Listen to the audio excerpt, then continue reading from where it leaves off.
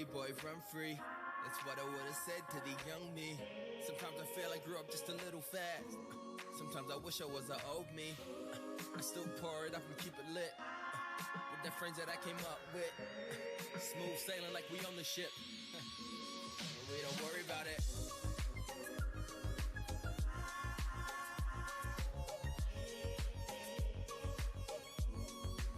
And we don't worry about it.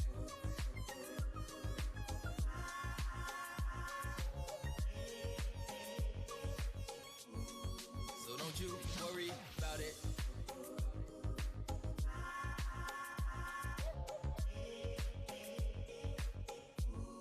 So don't you worry about it.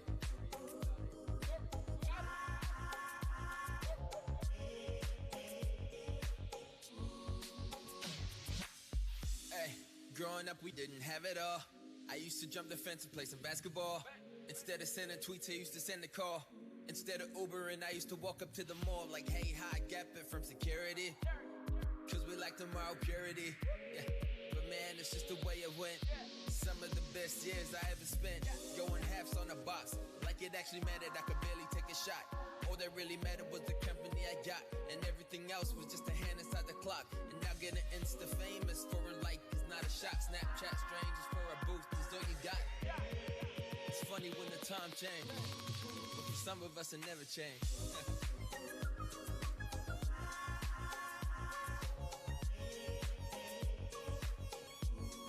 So don't you worry about it.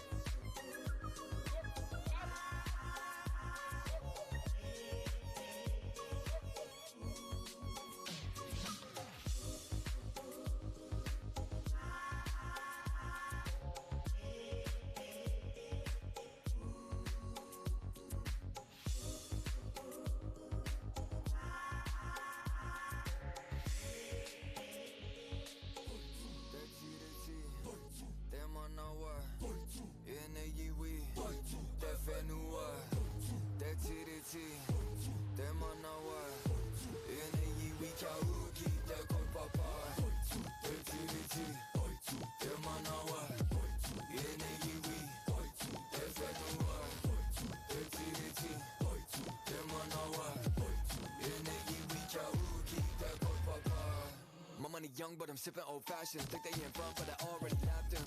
They wanna know how I cashed in, cause I'm really hard and I got that passion. Parties, I'm crashing. Old politics, still moldy fashion. Still gal when they give me that gashing, cause I'm the dawn like Dawn McClashing. Come anchor me, take me sold the land for some blankets, please. Land back till the land is free. You can never take away my language, Fuck a ngaro ito mori karika. Fuck a ngaro ito kino e hika. Kupu fuck a itina e kira. Don't come for me. My ancestors, please find out and see how my ancestors be.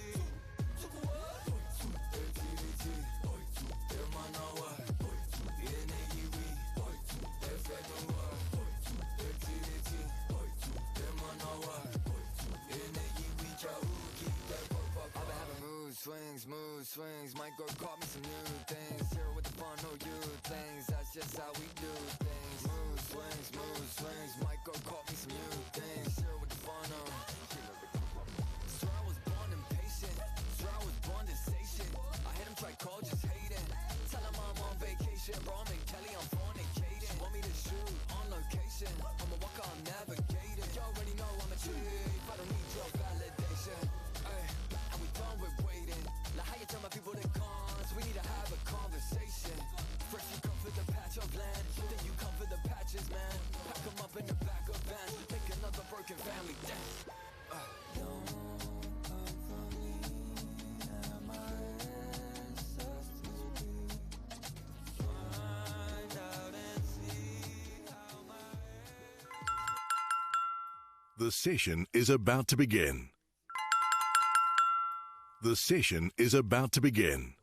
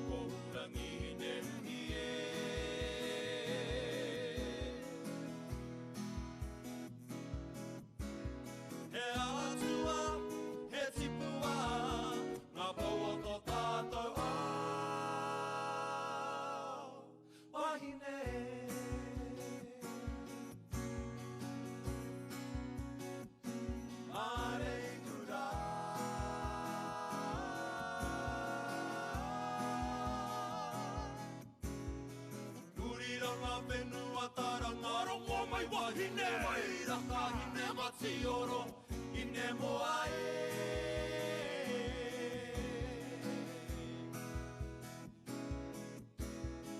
Rangi tape ora meri te tai manga kahi a hihi ko tuku tuku te aka purangi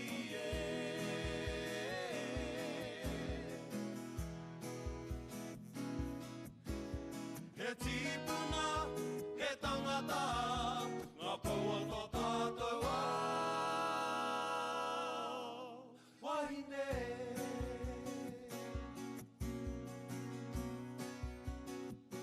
Mare i kura.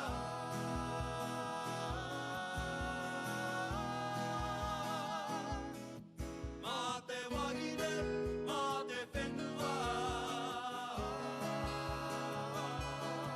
Mā te wahine, mā te whenua. Ka ora ai te tangata. Ka ora ai te tangata. Wahine.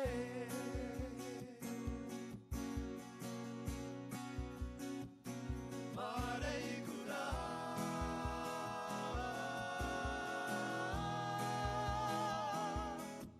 Wahine. Kuia he rangi ko te atai rangi ngā huko tuini ngā waingo i me whai rangi whina hupae.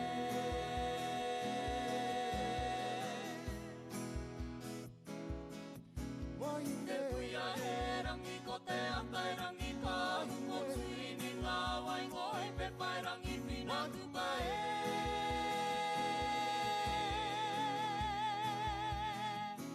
Mare i kura. Mare i kura.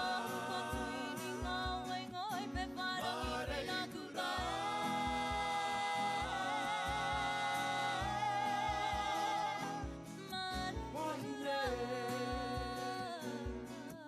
Wahine. Mare i kura.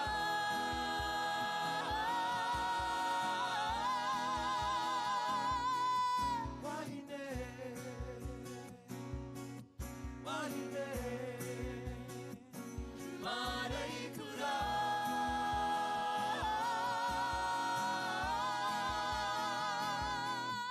Wahine. Wahine. Mare i kura.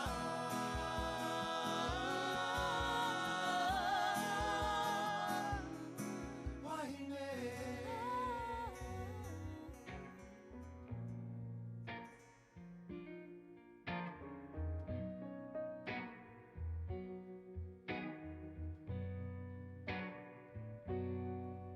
Ina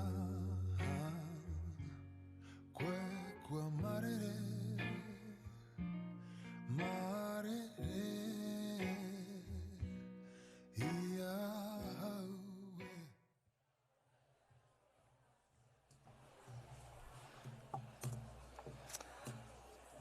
A tēnā no tātou katoa, i tēnei ata me tīmata tātou ki te karakia kia pai ai ngā mahi nui kei mua i te aroaro. Kia tū, kia mauri tau, kia aro, kia manawa nui, kia maia, kia manawa titi, kia tūturu o whiti whakamaua, kia tīna. Haumi e, hui e. Morena kia tātou, how are we feeling today? Are we feeling good? Vibe check, vibe check, vibe check. Now, if anyone can hear me out in the foyer and you're meandering your way after a wonderful evening at the incubator, please meander your way quickly so that we can start our proceedings of the day and get into our first kai kōrero. Just to reiterate on our day yesterday, what a phenomenal day that was had. I just want to congratulate and thank everyone that came onto the stage yesterday, all of our kai kōrero, our ngāhihiri sessions, everyone that did all the drop-in sessions out in the specific areas around the arena. E mihi nui ana ki a koutou katoa. Can we please give them all a round of applause?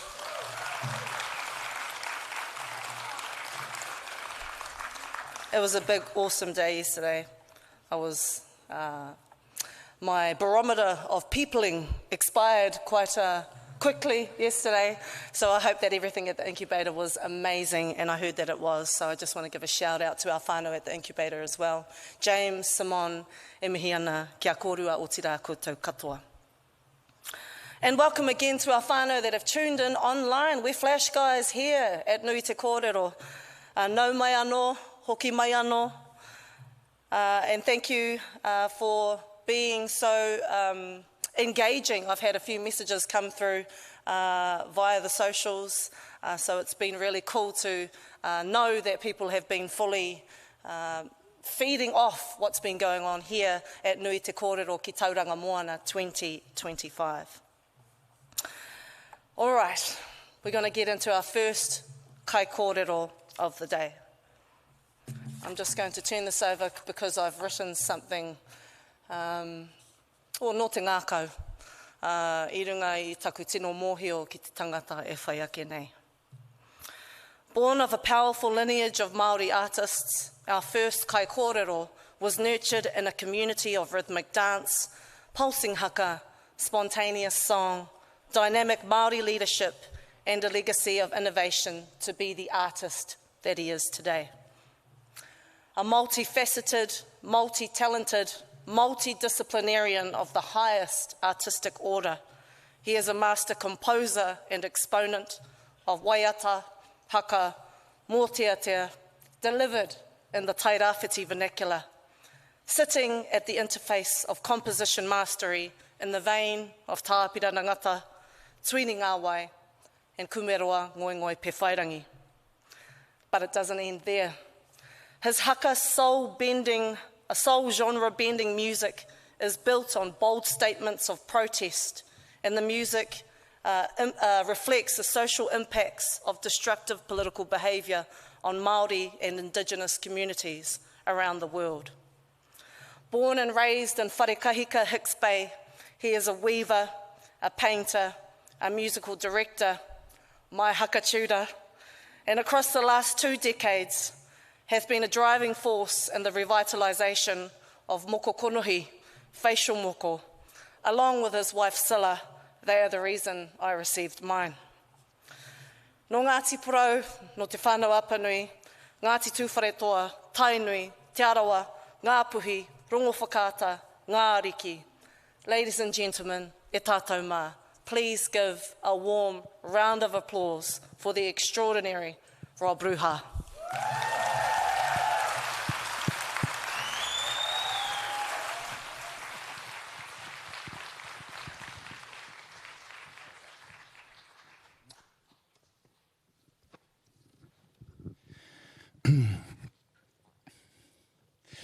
He taku ariki nui, tūranga wai mō te kingitanga mō te ao katoa ue.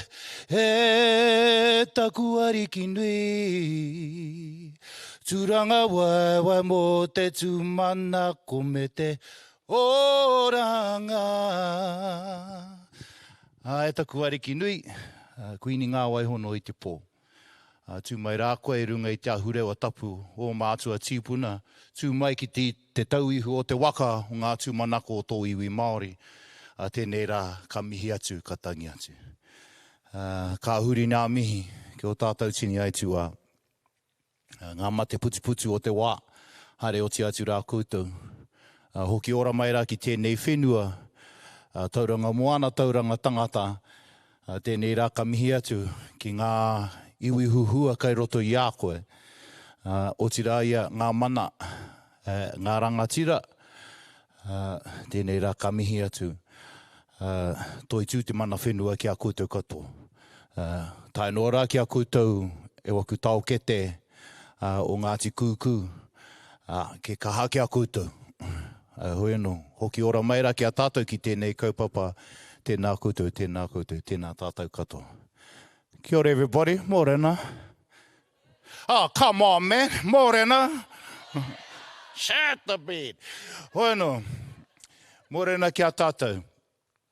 I'm here to talk about my experiences with what this thing, toi ora, is to me. to talk about creative economies. So who's got all the money in here? Hands up. I want to have a look. Oh, no one. Oh, well, I'm going home. But honestly, I'm here to talk about creative economies and how things work in my little neck of the woods, and the things that I put my hands to, and the things I give my ngākau to, and the things that I give my wairua to. But I want to start by saying, you know, as being the artists and the creatives in our community, do we really have to do money as well? I mean, we've got to save the world with the arts, and you'll see why, what I mean by that. Because part of this discussion was we have to put arts at the centre of all economic drivers to create economic prosperity or oranga. But why do we have to do that? Can we not just hand that on to someone else? Because we have to actually save the world with what we do and the things that we do. Clay, harakeke, waiata, haka. You know, you can see me up there with a whole heap of piu-piu behind me. But where I come from in Te Whānau-ā-Apanui, that art is almost dead. I got to save it. So why do I have to be worried about this economic stuff too? Can you not help me? And that's the reality of our creatives, huri noa, I te motu nei. Well, no, we go for a ride. So here I am, ngā pau o taku whare, the pillars of my house. Yeah, that's their fella up there. And as my cousin let you know, I grew up in the flax bush with my grandmother. She used to run a tāniko access scheme. For those of you who are old enough to remember access and maxess, didn't really see much tāniko happening. There was a lot of card games, people going way, and again, and a lot of wafts of Port Royal going through the house, and then the smell of rewana bread cooking. But I grew up in the flax bush. I also grew up with a piu-piu strapped to my waist. My grandmother's thing, she used to be in groups called like Ngāti Porou, and there was a group that our auntie Henrietta Maxwell used to run, Whānau-ā-Apanui, kapahaka teams. So she was the poi gun in wharekahika in her time. So we grew up doing kapahaka. All the things that take maximum effort for maybe little return or little exposure. Everyone wants a piu-piu for $2.50. But no one want to pay what it's actually worth. So in my mahi, this is my bread and butter. This is how I feed my tamariki, who are currently in, I don't even know what you call it. We call it a pāwānanga, because school, that sucks. And governments want to change it like we changed nappies. NCA before, now it sounds like they're going to bring back school C. So all of that kind of stuff, rubbish. So we came together to build our own world that we want to build for our tamariki. And anyway, waiata is how we pay the bills. But waiata is also how we feed their soul and we grow their true intellect. And all of those things that are written in white, in which I can't really see, I brought the wrong glasses, but are all of the things that we do as kai waiata.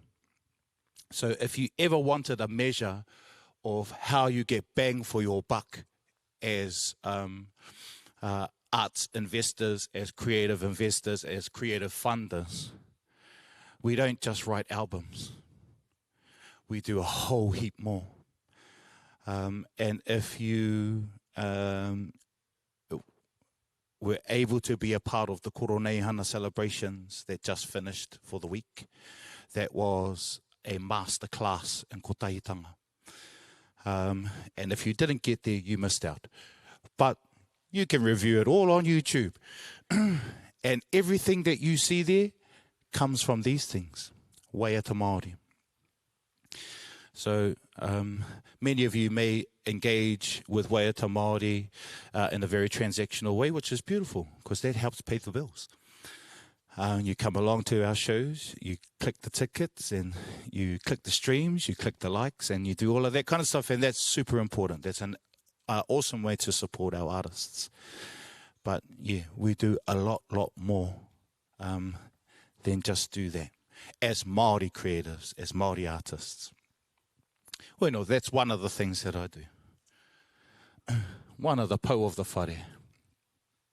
This was another project that we got to do as a person who grew up. I didn't grow up in the time of Kura Kaupapa Māori. That came later on.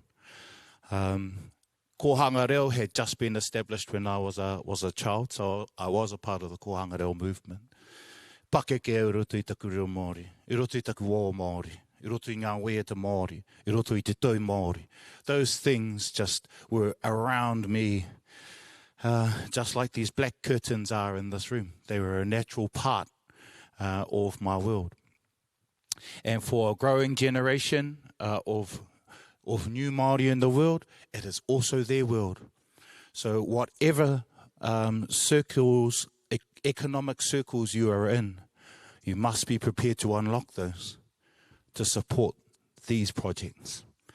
So part of the brief was, how do we as creatives, and when creativity is at the center of all things, of all economic drivers, how do we create national and local opportunities to engage in creative practice and engage in economies? Well, we do this, we go to the world.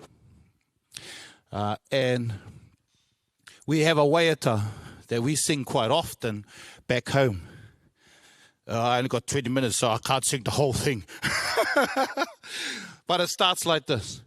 Popo e tangi ana tamaki te kai mana wai ho me tiki a kai te paua hao kai hei a mai te paka ke ki utara hei wai u mo tamaki a ho mai e tō tipuna e u e nuku whakarongo ko te kumara ko pari nui te rā ka hiki mata te tapu e o Tangaroa ka whae mata te tapu e o Tangaroa ka harurui. That song was written by Enoka Te Pakaru, who was the last tohunga of a whare wānanga that existed in Gisborne in Tūranga called Marae Hina Hina. And he wrote that. He was a signatory on Te Tiriti o Waitangi. So he wrote that song.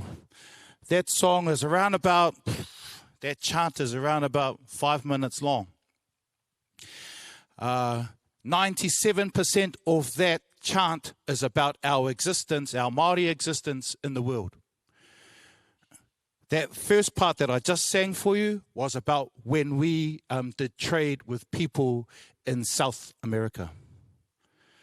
I went to Chile as a part of the Aotearoa delegation to go to WOMAD in Chile. And as a part of us going there, we wanted to have a one-on-one with the tangata whenua over there. We didn't want to go over there just for this festival do and then not mihi to the tangata whenua. So 2 pakeke came from there. One was a Mapuche woman, a kuia from there. And then another one was this Crower from the Andes. And I said, Joyce, I'm going to sit with that Crower. So I went and sat with that Crower, and I said, hey, our people got a history of coming here. And he goes, oh, yeah, who's your people again? And I said, oh, Māori. We came over here, kumara, sweet potato. And he goes, yes. And why I asked him was because I was told that this Kroa was the tohunga. He was the leader of growing potatoes, sweet potatoes in the Andes. All of the knowledge of that thing in their villages went to him. And he goes, oh, yeah, Māori. Yeah. He goes, no, not me. Not me. Your people didn't come to me in the Andes. They came up north. So even this Kroa had knowledge of our people being global citizens and engaged in global trade in ancient times. So what does this say? This says, for our people, e mahi toi Māori ana, we've always been global citizens. And when we create and generate economic opportunities locally and nationally, we get our neck tramped as Māori, because we can't even engage there, because socially and politically, our people are demonized. And we are told we don't have the capacity to do that. So what makes you think, Māori, that you can even do that on a global scale? And so we sing our songs. We sing Pōpō, that song that was written before the treaty was signed, to remind us we've always been global citizens. And we've always made global economic decisions that bring oranga to our people. All right. Now this was a headache in the making, but I'm so grateful for the opportunity that this kaupapa has brought. You know, kapahaka is popular culture here in Aotearoa. When I was growing up, at a high school, particular high school, was a mainstream high school because there was no wharekura at that time.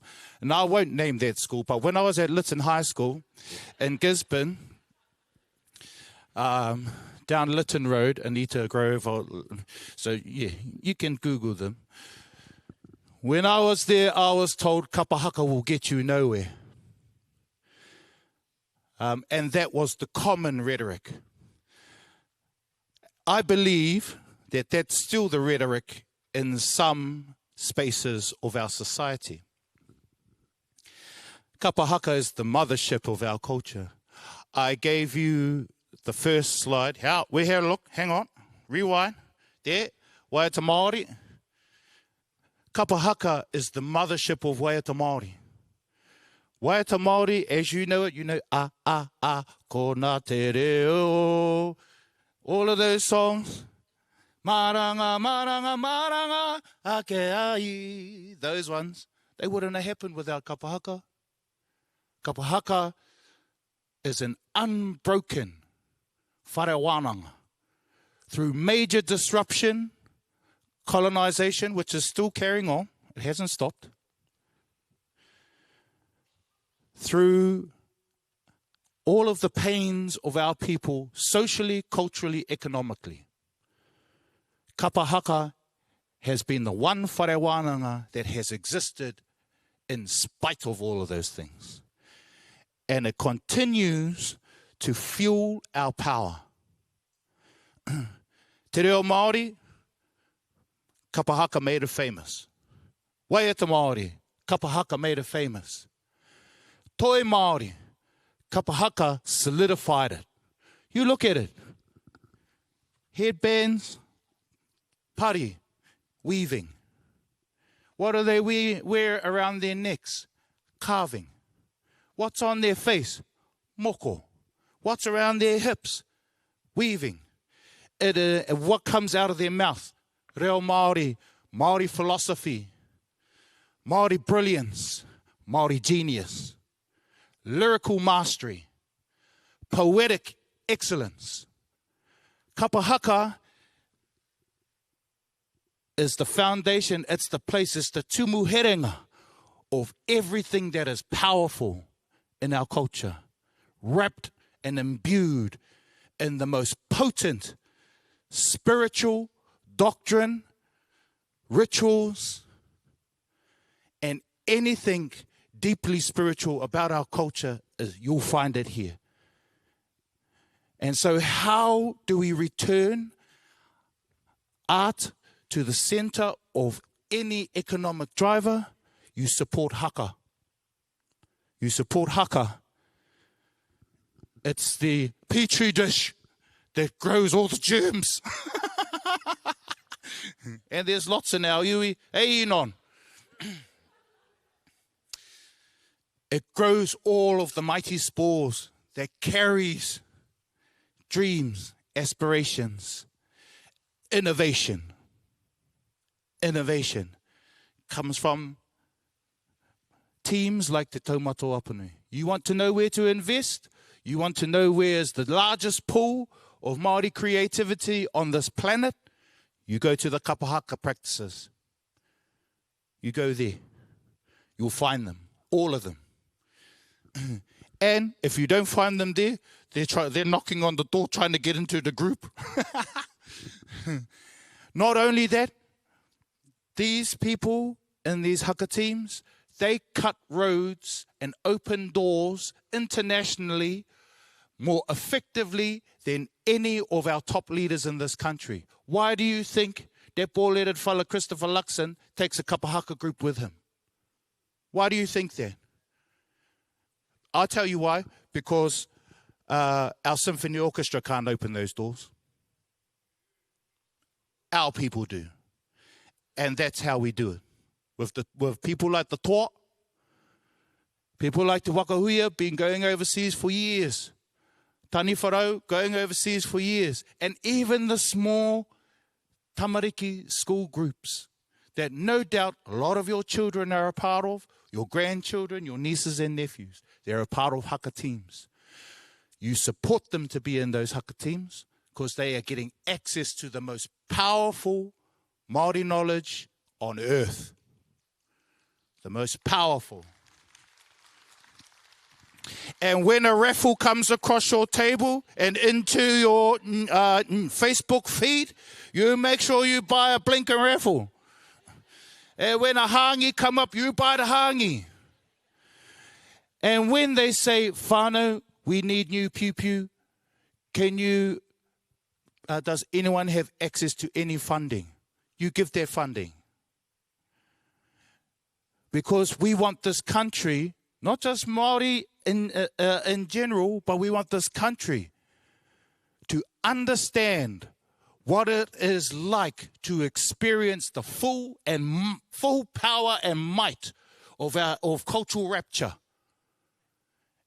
and excellence, mastery that's acknowledged at on a global stage, te whānau. And when we acknowledge how powerful these tools are in a global sense, you'll know how they unlock here nationally and locally. Nationally and definitely locally, they are the one thing that pulls our people together. Otherwise, we're scrapping about our marae trustee huis and what colour are the tea towels and all sorts of other kind of things. This is the one thing that brings us together. Wharepora. I'll say it again. In my iwi of te Whānau-ā-Apanui, which starts from this place called Parahaki or te Taumata-Apanui, and then you drive for about an hour and a half and ends at a place called Pōtikirua. Our weaving arts are hanging on by a thread. They're almost dead. They're flatlining. But not on my watch. When you have the power to give, you give it. When you have the power to give, you give it. when an art form, an ancient art form like weaving, we just came back from Malaysia, from Sarawak, and experienced their traditional weaving techniques. In particular, the ancient finger weaving techniques that they no longer use. They are their ancient traditions and practices. We still do. It's our responsibility, collective responsibility, to ensure that none of that dies. So now that I'm here, and you know, I'm calling on you. When we talk about how do we create values-based economic systems, this is the values-based economic system. I need your help. Will you help me? And if you say no, why? Because my art form is dying. Will you send it to its grave? Values is easy to whānau. We can talk values till the cow comes home, but what are you going to do about it? What are you going to do about it? And ain't no Instagram wisdom post gonna laud you above anyone else, because you now have this awakening of what is wisdom and values-based. It's what your hands do. What are your hands doing? What are your hands doing? Where are your hands giving what your heart knows to be true? That's values-based. Anyway, we'll be sending some applications to your outfits very, very soon. Hey, and I can't wait to see the yes, yes, yes, yes, yes. Because in all seriousness, we need your help. And I am sure that our iwi is not the only iwi that will need your help. That's Whānau-ā-Porou, everybody. So how do we make this work? How do we make this work? Because we do weaving things, we do a lot of these things, they don't bring an income. A lot of these things, they take a thing out of our pocket, out of our pocket, out of our pocket. But they bring things into our heart, into our ngākau, and we know that they will give to our children, our next generation. So they are close and dear to our hearts. So with all of the things that we do, making albums, being a part of the Marvel team over in LA, Disney, the Disney family, everyone else, how do we do that? Easy. We build a team. Teamwork makes the... There you go. You first already knew. Too much. You first can get a free coffee. But this is my team. Well, some of them. There's that earlier slide with that Taumata-Apanui Kapahaka team. All of them are my team. They all help. There's some faces in here today that help build this dream. The other part about building a values-based economic drivers is about this thing called whakapono. We have it in spades in our people. And the creative practices build whakapono. For those of you who don't know what that is faith. Faith in the things that you can't see, but you know you can feel. You feel them to be true. And there's lots of things in this world that pull us away from that compass of what we can feel. Lots of things. And silence that voice inside of us. But our creative practices bring that voice back to the fore. And teams like these motley crew up here, they help amplify that voice and champion that voice to the point where we think we can do anything. You are now a part of that team, having heard my story. I spoke a little earlier about creating platforms for everyone to engage in creative practice. So for our artists who are looking for ways, pathways of how do I get my stuff out there? It's less about that. It's more about why. Why is that important? What story do you have? Let that lead. And where those stories have led have been these grand stages here. My wife and I were able to curate 2 Silver Scrolls Awards evenings where we were able to create complete worlds. If you didn't know, there's a staging set there. That whole thing was based on Tuini Ngāwai and Ngoingoi Pewhairangi when they were inducted into the New Zealand Music Hall of Fame. It's based on the kākahu or the pari from Te Hokowhitu Atu, their team who were instrumental in promoting ko teitanga and Māoritanga through music. Ka hao, a bunch of rangatahi who didn't know each other, we pulled them together from Ōpōtiki to Hastings and everywhere in between. They loved to sing, they loved their family, they loved their marae, and they wanted to show the world, so we gave them a stage.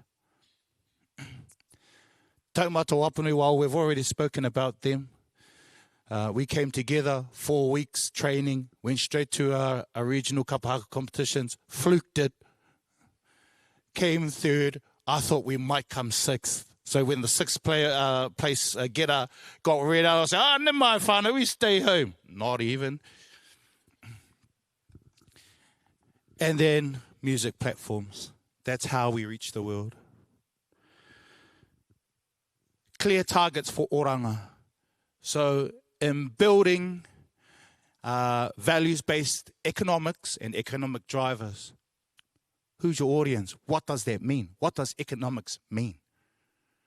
For me, it means the same as when my ancestors did, when Cook arrived in Uawa, Tolaga Bay. There was no famine. There was no homelessness. There was no one starving. We don't have a tradition of that in our people. That's oranga and economics to me. What's your target? And if you ain't on board and building with us, you're in the damn road. You're being a blocker. So jump on board, te whānau. Jump on board. And this is my final note. Economy orbits, responds to, and is a result of positioning taonga front and centre. How do we make it work? Ko teitanga. Tēnā koutou, tēnā koutou, tēnā koutou katoa. Over to you, my cousin.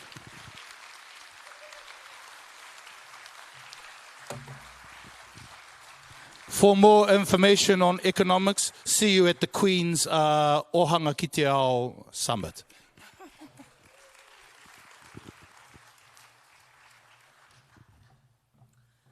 Can we please stand up?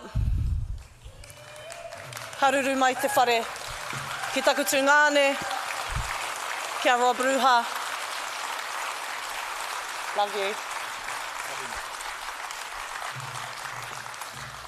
Now I have no doubt that from that kōrero, he's planted the seeds that will sprout from its spores and germinate and do its positive thing like what he stated and what he reinstated and reinforced, that in order for us to get on board, we need to get on board or get out of the way. Another couple of things I just want to I took from his kōrero. When you have the power to give, you give it. Ne? When you have the power to give, you give it. Kapahaka is the mothership of Waiata Māori. Kapahaka is the mothership of Waiata Māori. Haka is an unbroken whare wānanga full of insight and cultural brilliance and innovation. Kei whia mai te atahua we nā kōrero, man. How are you feeling e te whānau? You feeling good? You feeling good? Take a little sip of something on your table. Have a bit of a inu wai Māori, just to mākuku te korokoro, get your palate wet, because we're going to continue on with our kaupapa very, very shortly. I just wanted to do a vibe check. We're feeling good. If you're in the wings, please make your way in. Nau mai, hoki mai, ki tēnei whare o tātou, mō tātou, mā tātou. Come to the front if you feel so inclined to do so, which clearly a majority of you don't. Hoi anō, that's okay. That's always a rule in my whare. We try and fill up space at the front first so that everyone can feel your breath and feel your warmth. So if you lock in to that after paramanawa, please make your way to the front and fill the front. All right. We're incredibly lucky over the course of yesterday, obviously, and for the rest of this day today, for the duration of our conference. Our next speaker is a leading contemporary Māori digital artist whose work bridges the past, present and future through technology and storytelling. With a Masters in Māori Visual Arts, his career spans residencies, symposiums and exhibitions here in Aotearoa and around the world. His public works include Tohora on the Kapiti Coast and Pōhutukawa on the Tauranga waterfront, and his art has been recognised with multiple awards. Kereama is renowned for his exploring how Māori culture and digital culture can strengthen one another, using tools like 3D printing, augmented reality, and virtual reality. His work has even become the first digital artwork acquired by the Parliamentary Collection and recently featured across Paris and London. No te Arawa, no te Ātiawa, no ngā pōtiki a tamapahore.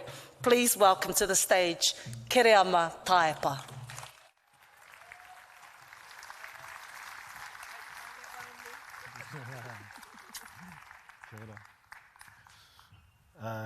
Kia ora koutou. Right, he uri ahau no te Arawa, te Ātiawa, me ngā pōtiki. Kei tonu hou ki konei, kei pāpā moa, he kaitoi ahau. Ko au te pōtiki a wī te tau, te teina a ngā tai haruru. Ko Kereama Taepa, taku ingoa. Man, it's always hard going after performers because they know how to, engage with the crowd. I'm just a digital dude, all by myself, so I'll give it a crack anyway. I suppose it was around 2008, 2009, I was just finishing up teaching at Te Whare Whānau-ā-Apanui in Whakatāne. And at the time, our tauira were learning a lot about our art forms, the atua and the pūrākau that were associated with those. So they learnt about hine te iwa and te wharepora, the house of weaving. They learnt about mataora, niwereka, and moko from Rarohinga. They learnt about rua and manu and whakairo coming from tanguro. Yes, our carving actually comes from the sea, not from the forest. So at the time I was teaching heaps of digital stuff, Photoshop, Illustrator, lots of Adobe stuff. And at that time I started to question, what would the atua for our digital spaces be? Who would govern those digital spaces? For me, the atua matua The main one is Te Uira. Te Uira being the atua of lightning and the physical manifestation of electricity. Without electricity, no electrical devices will work. So him being the atua matua. Also, when we think about digital, it's a human-made thing. Computers are human-made. So how does that advance? How do we think about that? For me, Tāne Mahuta, Tāne Nui Arangi, or just simply known as Tāne, he climbed the heavens for those kete, those 3 kete and those stones, and that was the way that enabled us for, he gave us the gift of creating ourselves, so then we could create. And when we think about technology, aligning with Tāne as well, technology and innovation is always sort of synonymous, they're always together. And when we think about the wehenga, the separation, it was through his innovative thinking that solved that problem, if you want to call it that, of how to separate them. He was the only one who actually got on his back and pushed up with his feet instead of pushing with his hands. It was a different way of thinking. It was an innovative thought. And after that separation, in order to keep them apart, he then used technology. So these are the first references to innovation and technology in terms of our pūrākau. Quite often you'll see Maui as the one for technology out in the education sector at the moment, but for me it's Tāne. He's the one who created the world of light through innovation and technology, being the pou, ngā hau e whā. And as we come down into the digital space itself, the digital realm, Rob spoke about Te Wharepora, governed by Hine Te Iwiwa. She's the atua of childbirth, but she's also the atua of the House of Weaving, our weaving art forms. One art form in particular, so we have tāniko, we have rāranga, we have piu-piu, we have all sorts, but one in particular I like to refer to as tukutuku. It actually has a few different names, but tukutuku are the panels that has lots of stitches, cross stitches, to create the patterns. So tukutuku, when you create, the name comes from the process and how it's created. I think if you go down the coast, it's called kākoho because they use kākoho to create them. So it's like a material name. In Te Arawa, we call it tūrapa. So it's actually the final article or the final artwork or the final piece. So we don't call it tukutuku down there, we call it tūrapa. But tukutuku refers to the process in which it's made. And in order to create a tukutuku panel, we have the panel in the middle and we have 2 people either side. So in order to create that, you need to give. Okay, so tuku means to give, and then so the first person will give through the panel, and then the person on the other side will give back. So tuku means to give, and that's where that term comes from. So what I love about that practice is that it's about community. Before that, we can also look at the way in which our patterns through tukutuku are made. Every stitch, if you can think of, is almost like a pixel. Well, it is. It runs off the same process, same grid system, sorry. So in terms of our digital spaces, we interact and we engage them first and foremost through our screens, whether it be a phone or a tablet or a screen, a monitor. It's that pixelation that gives us somewhat of a portal for us to travel into these digital spaces.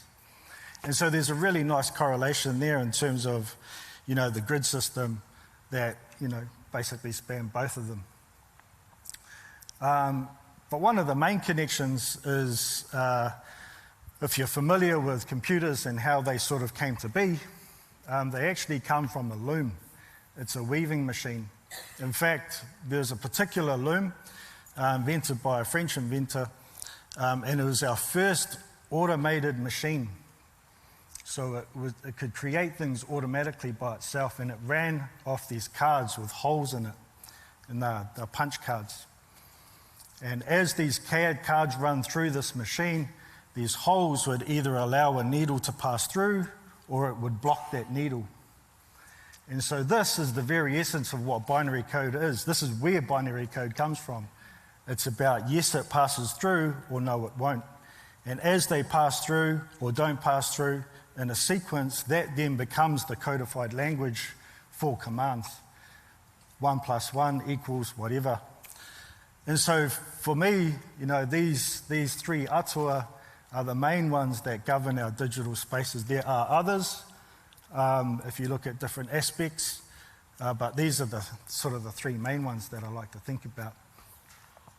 And I especially love the communal aspect of tukutuku as well.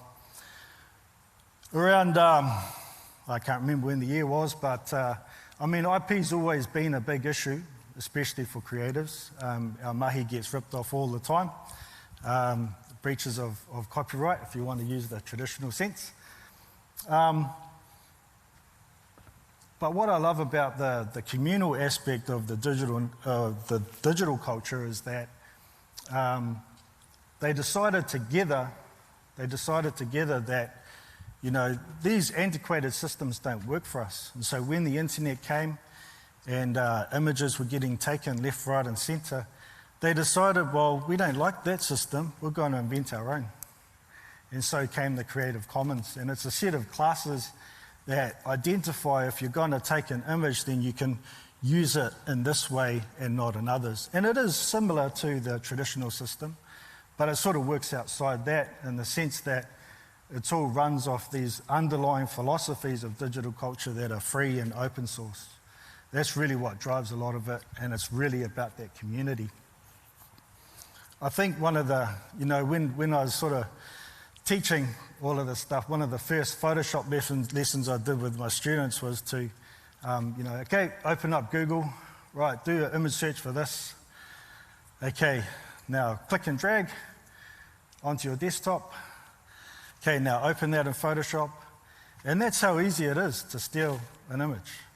And it sort of forced those students to think about, you know, what I was, yes, I was teaching people to steal, literally in the classroom, but I was also getting them to really think and question, well, how do I combat this? What do I do? How do I go about protecting my images that I put online?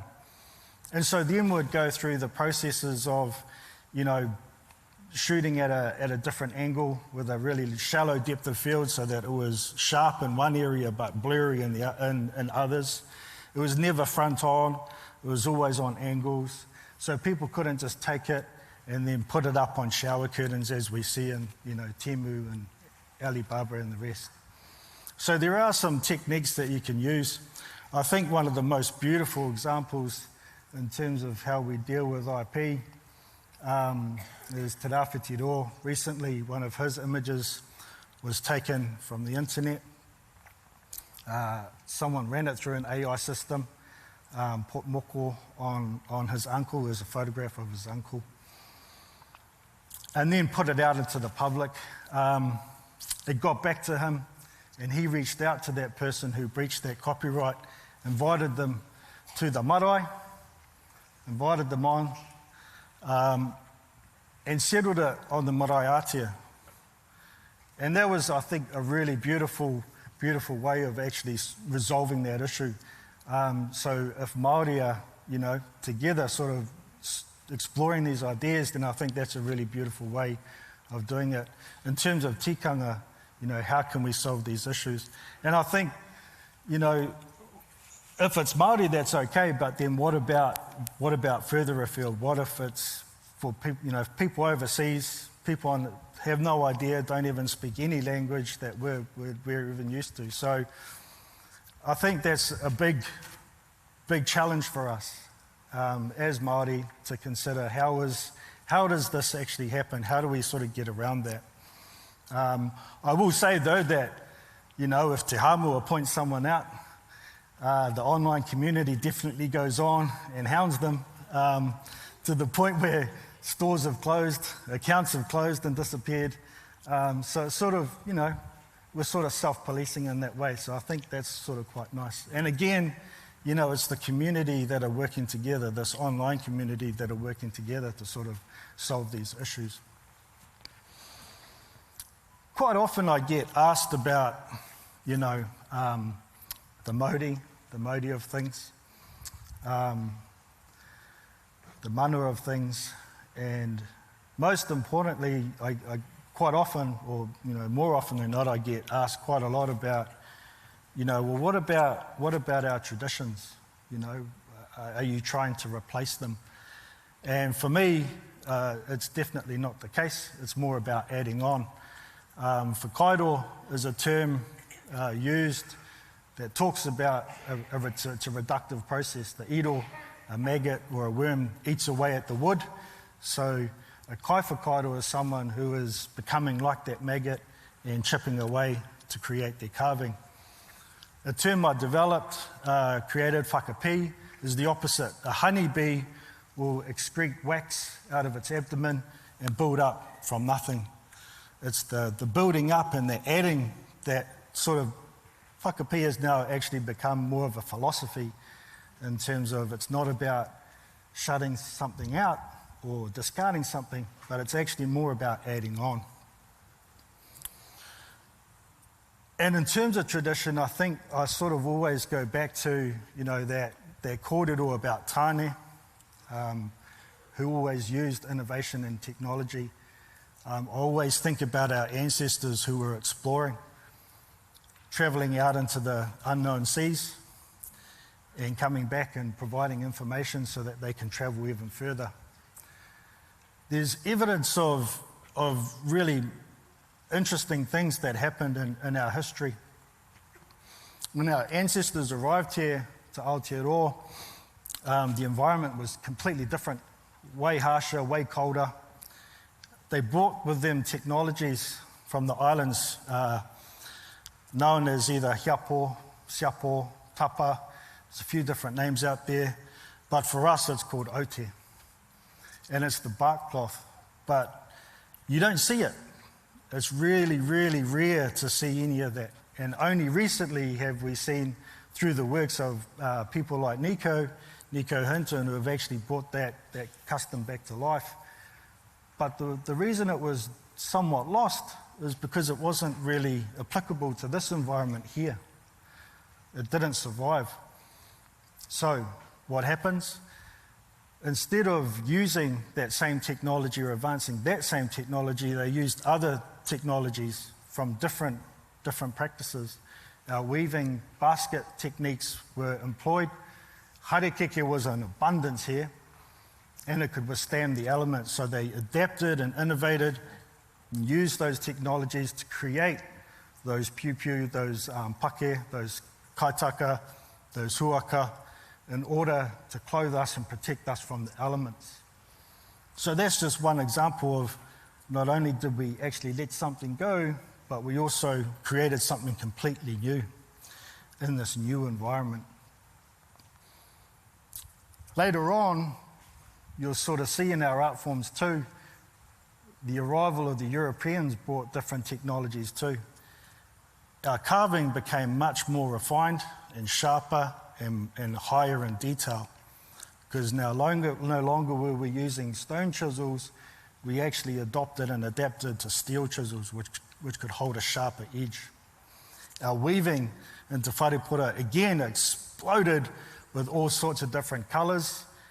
Our traditional huka, our tags, they adopted pom-poms, wool, and all sorts of different textiles in order to, explore and create and generate and innovate. So when I'm asked about, what about tradition? My response is actually really quite simple. Our most important tradition of all is the tradition of innovation. And so that's where I'll end it. Ngā mihi.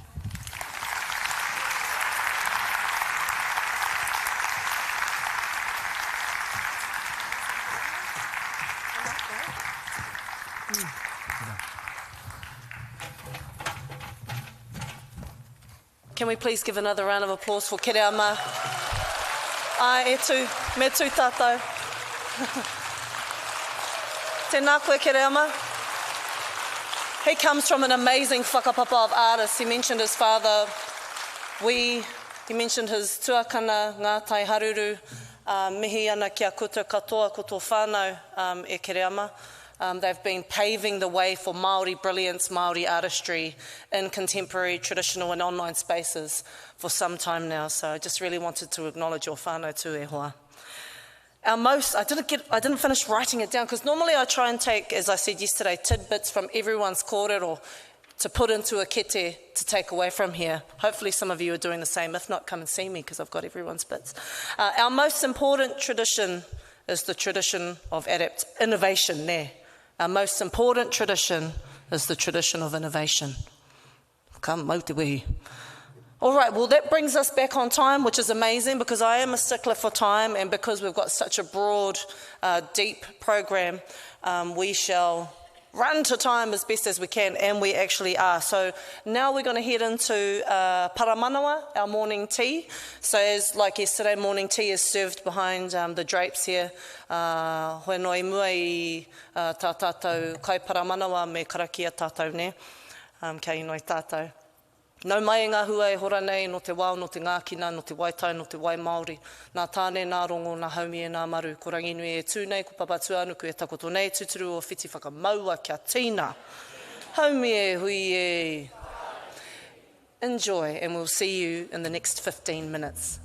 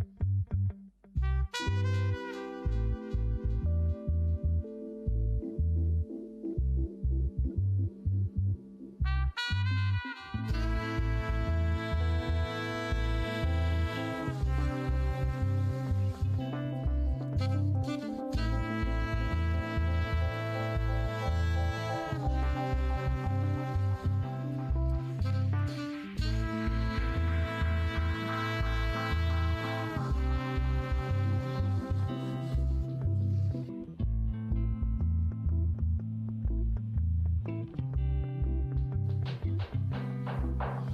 love the music. I love the music. The music is me. The music is you. The music can be something we do. The music is good and music is right. And music can stand strong right through the night. And music can hold you. Music can keep you safe from harm and help you to full arms. Music is you, the thing we do. It's the thing we do. It's the thing we do. It's the thing I do to get me through. Yeah.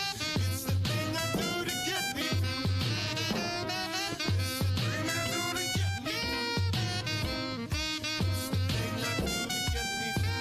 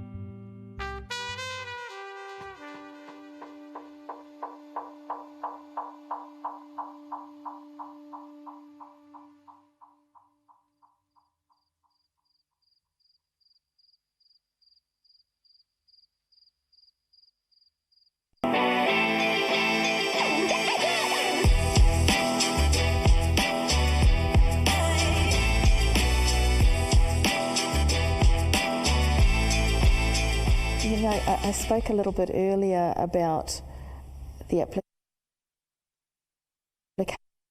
application of carceral limits upon our rights to dream.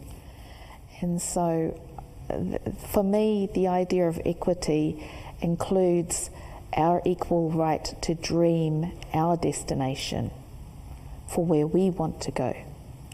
Equality is generally equal treatment of people. Equity is often defined as equality of outcomes. That doesn't mean the same outcome. Your idea of a good outcome can be completely different to my idea of a good outcome. So for me, when we're looking at equity as the equality of outcomes, it has to include the equal right to dream my outcome, which may be radically different to yours, as well as determining the pathway to reach that outcome as well.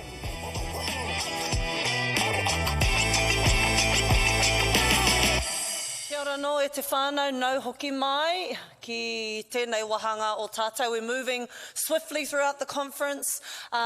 Going to be vibe checking because I do feel like the energy is a little bit low. Perhaps we had a bit more of a good time than what we thought we might do, and we've come here feeling a little bit, bit more chill than we might normally. So I'm going to be vibe checking. We're going to get some Waitaha sessions happening throughout the course of the rest of our conference, just to keep energy high. Hoi anō, let's move on to our next speaker, who's joining us online via live stream from London, where it currently is, I should say, 11:30 p.m. yesterday, 11:30 p.m. yesterday. So we've got to give some energy from this side of the world to our next speaker. Sharon van Gulik is a leading brand, commercial and marketing consultant with over 30 years' experience driving strategic growth, revenue generation, reputation management, brand experience, marketing and public relations for leading corporate and not-for-profit organisations. Her experience extends from consulting to senior executive positions in the private sector and both local and national government, including time as a ministerial private secretary. Currently the Commercial Director for Commonwealth Sport globally, Sharon was previously Commercial Director of the New Zealand team, leading a team focused on securing commercial partnerships and philanthropic giving necessary to send and support teams to Olympic and Commonwealth Games, as well as providing overarching brand and marketing support for Games campaigns.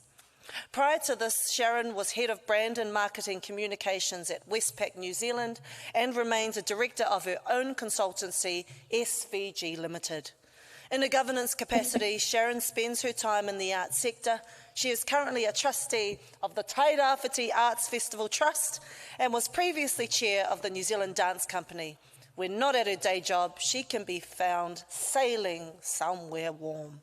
Ladies and gentlemen, please give a warm welcome to Sharon van Gulik.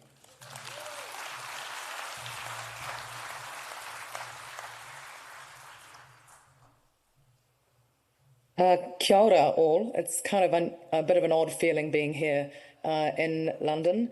It's a real joy to join you all, albeit remotely, and I'm sorry I can't be there in person. I just want to acknowledge Kent, Gretchen and the team at Creative New Zealand, and also want to acknowledge one of my colleagues on the Rawhiti Arts Festival Trust who's in the room, Hene Mihiata Laudeli Sprout. So Hene Mihiata, I want to acknowledge you as well. I've been tasked today to share with you a little bit of my experience or my thinking around the future of partnership, and in particular how we in the arts community can deliver impact through purpose-led partnerships. So what I'm going to do is just share some thoughts. It's hard to do it in a one-way sense without seeing your faces, but I hope that it resonates with you, and I'm really happy to answer questions towards the end. Thank you for that lovely welcome, and I'm sure you'll help facilitate that for me. So I hope you can see what I'm seeing, but just to really start, what are purpose-led partnerships? There's a lot of talk about this, but I think very few people sit down and reflect on what that actually means. It's a bit of jargon these days in the world that I work in and live in every day. From my perspective, they're an exchange of value where two or more parties, whether that be individuals in an organisation or an organisation and organisation, work together to achieve something. But it's more than just, it's more than just a simple exchange of value. It's about a commitment to each other and to a purpose that actually is beyond profit or individual benefit. It's the real, I guess, in a broader sense, I often say it's where 1 + 1 really does equal 10. And so increasingly in the work I do every day, trying to fund organisations and kaupapa, we are increasingly moving more away from the kind of traditional model of sponsorship and philanthropy, but more into facilitating purpose-led partnerships. So where far more is shared and far more is exchanged. So what are they based on? Well, first and foremost, they're based on a shared vision. You can't have a purpose-led partnership unless you have a real shared vision. In my view, you also need shared values. It's incredibly important. You have to build mutual trust, and that takes time and energy. And so many times our partnerships, and particularly when we work in this kind of often event-based kind of environment, are often very transactional. In the world where I work is in sport, and where I volunteer is in the arts. And one of the things that sport suffers from as well is that we're very transactional. We're very about the next gig, the next event. And while that's kind of useful to have a sense of focus, it doesn't provide an opportunity to have more extensive conversations and engagements often, and to build that broader sense of engagement and trust. Communication is absolutely key. And I think the one thing that's missing from many of our partnerships these days is a real long-term focus, and actually thinking more beyond the moment, beyond the event, beyond the gig, and that what are we actually going to do together to create some positive impact beyond the art, beyond the sport, beyond the moment in time. I kind of say that the face of sponsorship on the arts is absolutely changing. And it's been really interesting working over the last year in the UK and spending a lot of time with people who are in the arts world and in the funding of the arts world, working a lot in philanthropy, working a lot even in the sports sector. There's no question that the face of sponsorship of the arts and sport is all absolutely changing. It's nothing like it used to be. And that means that we need to both think and behave differently to actually attract partnership investments, whether it be from individuals or whether it be from organisations. And that's really challenging because often how we operate ourselves is based on what we know. You know, we only kind of know what we know. We can get very set in our ways. You know, we've got something coming up. Oh gosh, we need to fund that. Who do we approach to fund this and that? And often we can be quite stale or repetitive in our approach, and very short term rather than thinking longer term and benefits beyond just the immediacy of the event or the gig we're looking at. So what I've kind of reflected on, I guess, is there's the traditional model, you know, that we've all been working in, and that's kind of like, you know, can you sponsor my show? Can you help fund my development? My creative artistic development? Can you fund my tour? And of course, we'll give you naming rights, we'll give you presenting rights, we'll give you some tickets so you can bring people along. And of course, we'll have your logo everywhere and your brand everywhere. And that's very much the traditional model. And look, it still has a place. It still has a place, but it's becoming increasingly less likely because often in the work that we do, we can't deliver that always-on presence, and so therefore there's perceived to be less value in those moments in time. With purpose-led partnerships and with a purpose-led approach, it's actually about pausing and sitting back and saying, beyond the moment, beyond the show, the development of the tour, what can we achieve together? How can we actually build community? And, you know, what might that community be? Whom may those communities be, and with whom? You know, a partner or a sponsor or even a philanthropic supporter will ask the question, well, what value can this partnership bring my clients, my people, my stakeholders? And there's no question that many have drivers that are all about them and about their own credibility and building their own reputation. But increasingly, they're asking the question, well, how does this involve and support my people? You know, how does this help build a team? how does this support our objectives of inclusion and diversity and everything else that we want to achieve? How does this support our value frame as an organisation or as an individual? And really importantly, how does it help them build deeper relationships with people and communities that really, really matter to them? I think we're kind of stuck in what I call the event conundrum, insofar as, you know, often what we do is incredibly sporadic or seasonal. You know, we're just in the moment for a moment and then we're gone. And, you know, and in those moments we pop up and we realise we've got to race and, you know, secure people to fund and support us and the like.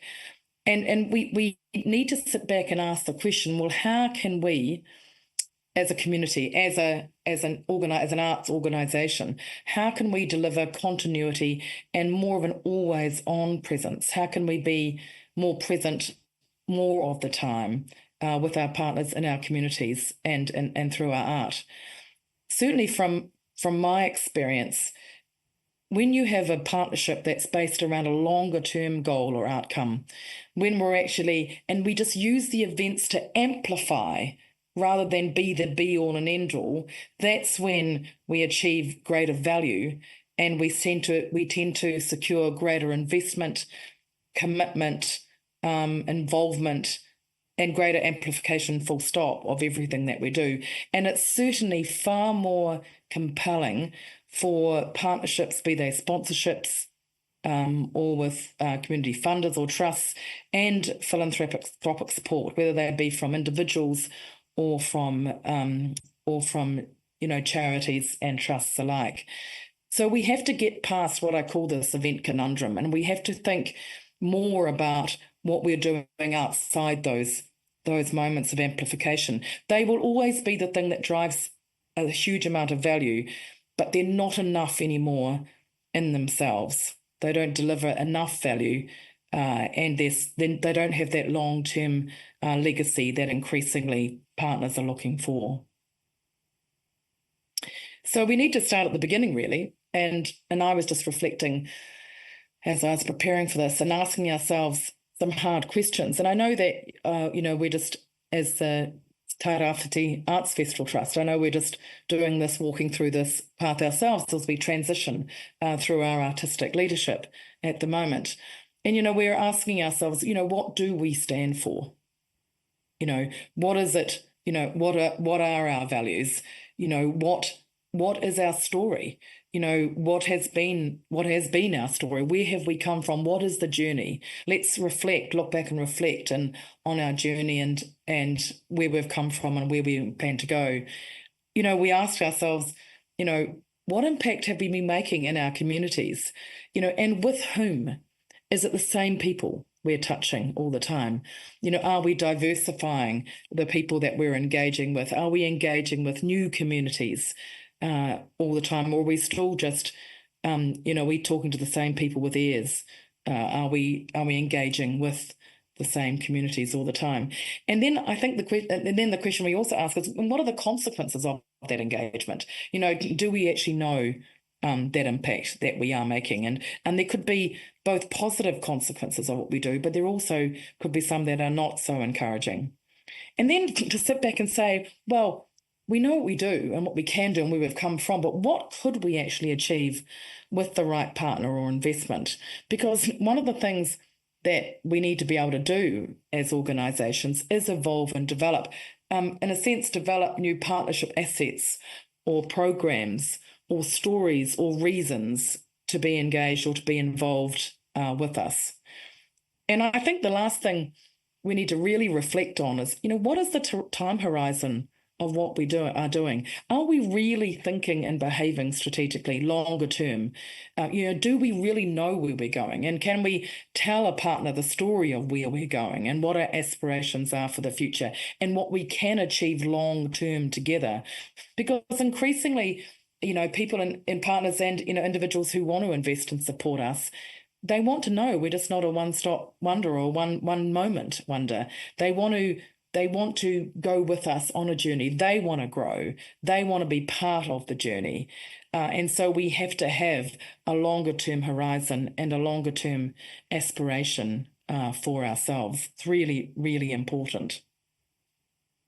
I kind of so I don't, and so a lot of people are thinking, well, that's great, but this sounds like a lot more work. This sounds like you're asking to do a lot more things. We're finding it hard enough just to fund what we do now or to deliver what we're trying to do now. And I just want to reiterate, I don't think it's about necessarily doing more things at all. I don't think it's about having to do more. What I do think it's about is repurposing what we already do for partnership. So thinking more deeply about what we do and what the real impact of that is, and where there are opportunities for deeper engagement and broader benefit than just, as we kind of say a lot, than just art for art's sake. Partnership can be found in many places, and I spend most of my life in the commercial world trying to secure corporate partnership, but increasingly we spend a lot of time working with community trusts and foundations and find them incredibly responsive, increasingly to longer term aspirations and goals, to things that are beyond the obvious and the like. But I think the one thing that I've learned just over the last 4 or 5 years is the power of securing individual support, working with individuals who actually are at a time and place in life who want to make an impact in the communities that matter to them. And those individuals could be within our community now. They may be in business, they may not. They may be individuals, they may be part of a whānau group or a friend group or the like. But they actually want to do more. And I think increasingly there's an opportunity for us to understand where the opportunity lies with individuals to support us, not just with the traditional, let's just hit up the local businesses to support us overall. Philanthropy has always been really, really strong in the arts sector. But you all won't be surprised to hear that the global trend is that it's actually declining. And there's a couple of reasons for it. The first one is that we're seeing everywhere, and it's been really interesting to reflect on what I've been learning while I've been spending time over here in the UK, and particularly within the arts communities over here, in that donors in particular are themselves moving more towards impact-led giving. They want to know the impact of what we do, not just experience the moment. And sadly, and please don't be offended, anybody here, I'm not being ageist, I say as I plan to turn 60 next year. But, the reality is many of our donors are getting older. And whether we like it or not, we need to realise that the younger generation are often not well versed in giving. But more importantly, the research is telling us that they are even less likely to give and support the arts. So we have work to do, because what appeals to them is purpose-led partnership, is impactful activity, and that has a benefit beyond the obvious in communities and within peoples that matter to them. We have a saying in my world, which is the donor always decides. And it's true. No matter what we put in front of them, the donor will always decide what they do. And they give where they want to give, and it's very much up to them. So our job now is to rethink how we communicate as organisations and as offerings in the art community, to find the best means of persuading them that our cause, our impact, the reason, our raison d'etre, our reason for being, is the one that they need to give to. And that's a really hard job to do.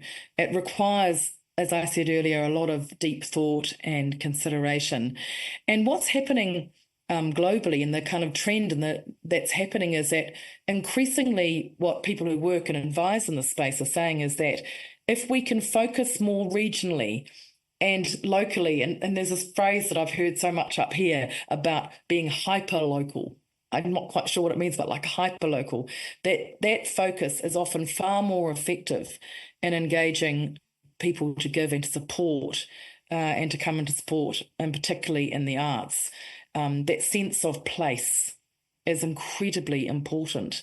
And it's been something we learned recently in our work in the Trust Tā Rāwhiti, when we were reflecting with the Trust who partner with us together with Creative New Zealand and the Te Tairāwhiti Arts Festival, about how the importance of people and place has been to the kaupapa and what we've actually achieved together. And effectively what we're saying is, if you can bring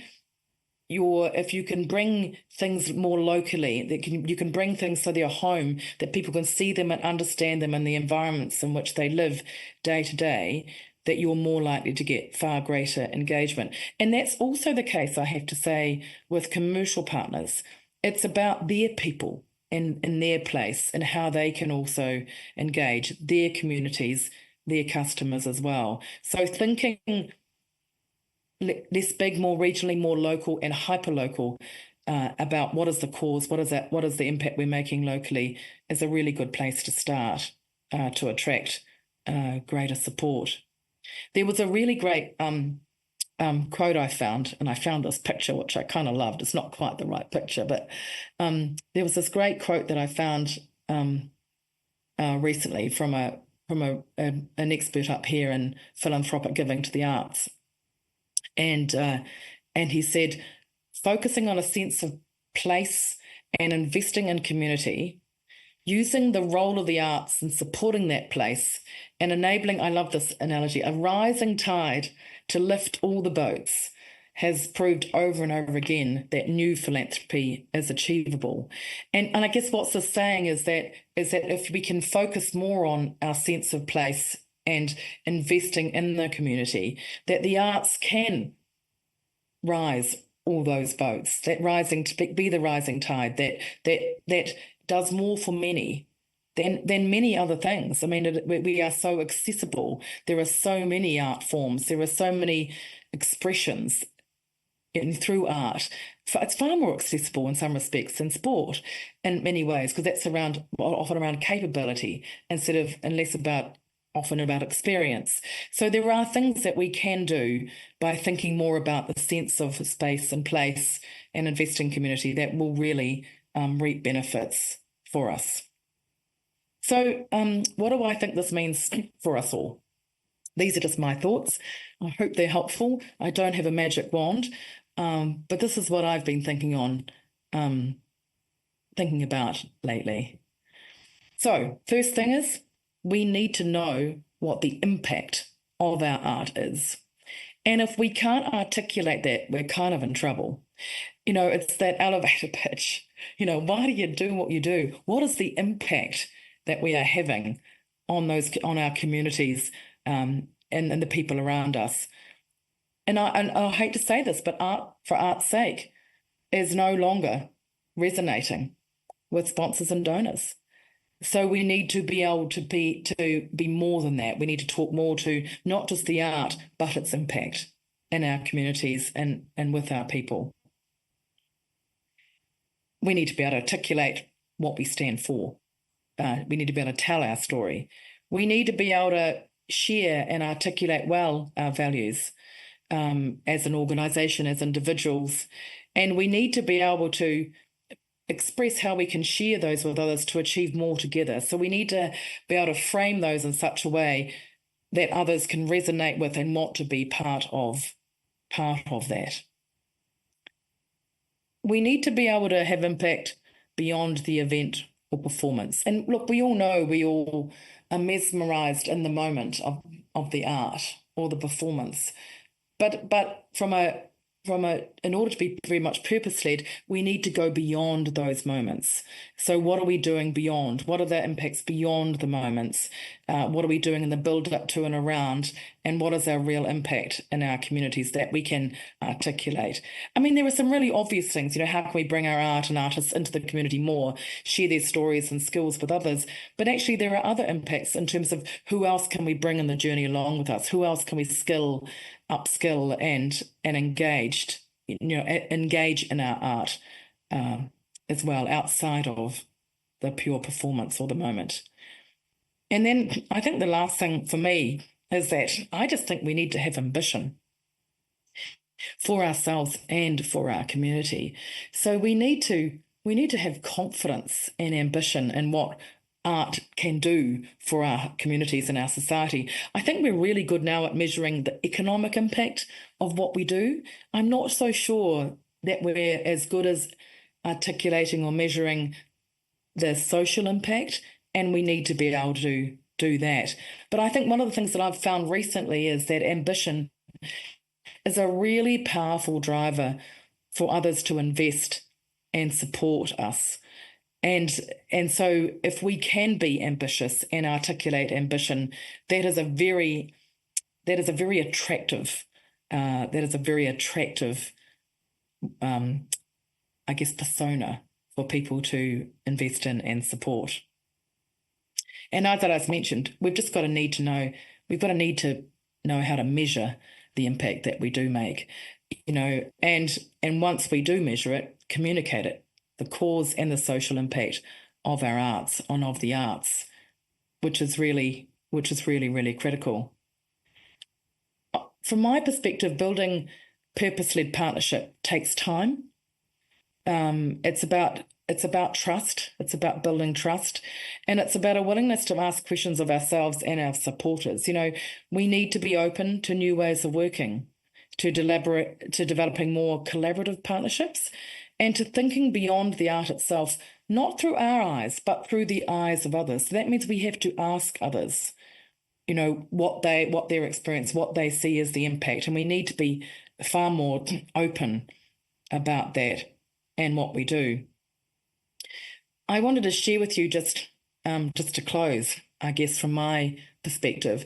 We recently, as an Arts Festival Trust, went to meet with Trust Tā Rawhiti to share with them, the journey that we'd been on together, and to reflect on what we had achieved with them over 7 years as an organisation and as a festival.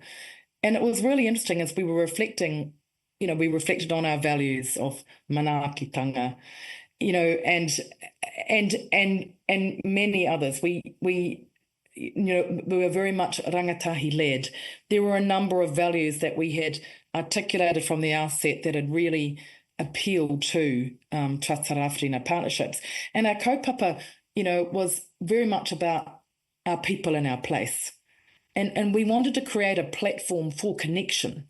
We wanted to be more than just the arts, but we were still arts led. But we were about showcasing who we are through the art, through expressing ourselves through art, but being that platform for connection and of the people in its place at the same time.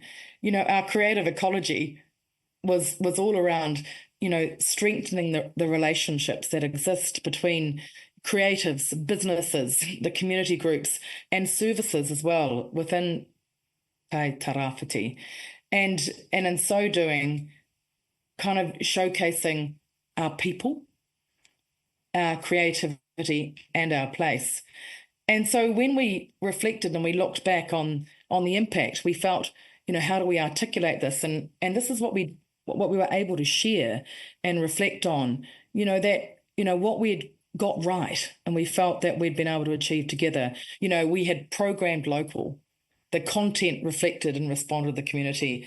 We had performance with artists and musicians. We involved our galleries, our venues, from the Smash Palace through to beautiful halls. And we engaged, with our iwi and throughout Tā Rawhiti. We also supported local businesses, whether it be accommodation, caterers, community service providers, the media, our tech teams and our tech community. I think what really resonated, though, the most, because that was kind of expected, what resonated the most with with the trustees who had invested so much in us was our rangatahi engagement and the sense that we had invested in a future and we had given young people a sense of future, whether they were as artists or being employed, whether they were on security or just selling merch, whether they were within service providers, within, our education communities or through performance themselves. And then as well as that, we delivered local education opportunities. And I think we were able to sit back and reflect that together we had delivered incredible purpose-led partnership, arts-led, but of our people and of our place. And in so doing, made a strong case for ongoing investment and support, so much so that the questions were asked, well, how can we invest more in the artist and these works that have come out of this place going forward? How can we, in fact, grow investment in the arts? And so I thought was a great way for me to kind of illustrate when I talk about our impact, that often we think about what we do just in terms of the moment, the performance. But in fact, when we sit back and reflect, we are delivering extraordinary impact into our communities and into our regions and into the very fabric of Aotearoa New Zealand. And in so doing, hopefully we're making ourselves even more attractive to partners and to donors and to supporters to do more together. So I hope that's given you a little bit of a sense of what I do and how my approach to partnership.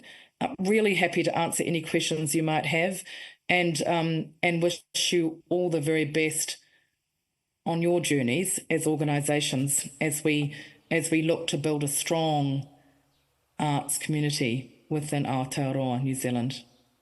Ngā mihi.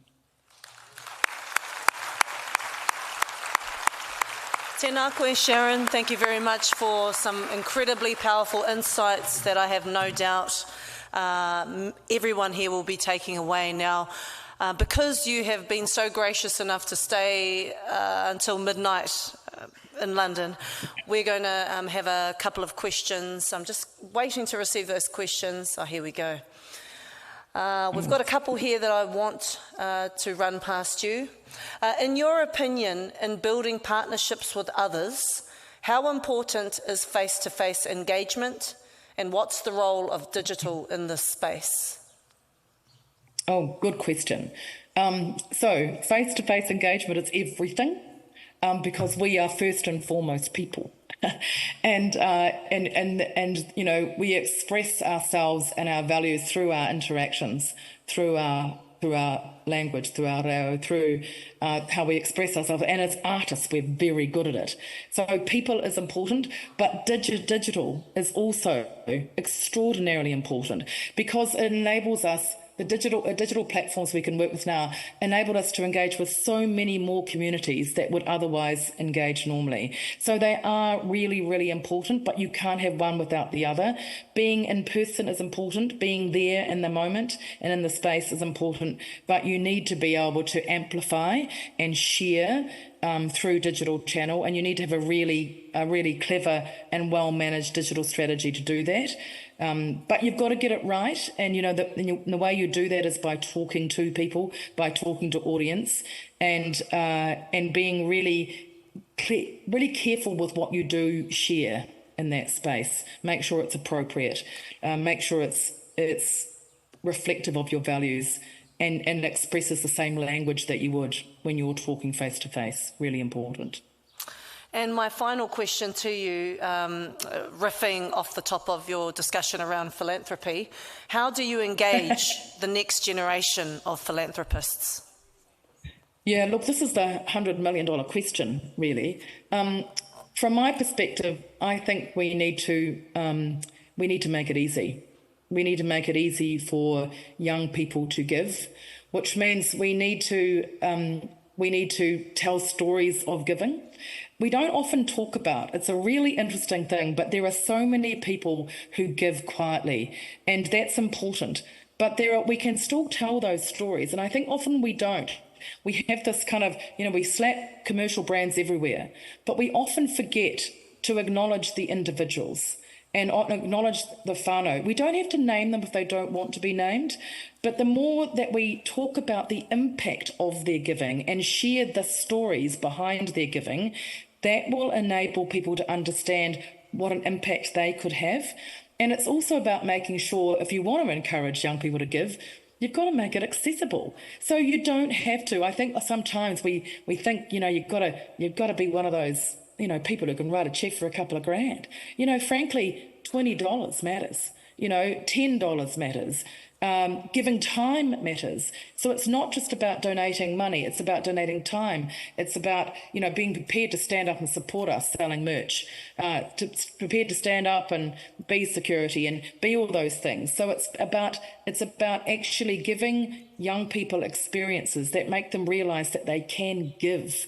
And you start by giving of yourself, and then when you're able, you give of what you can financially as well.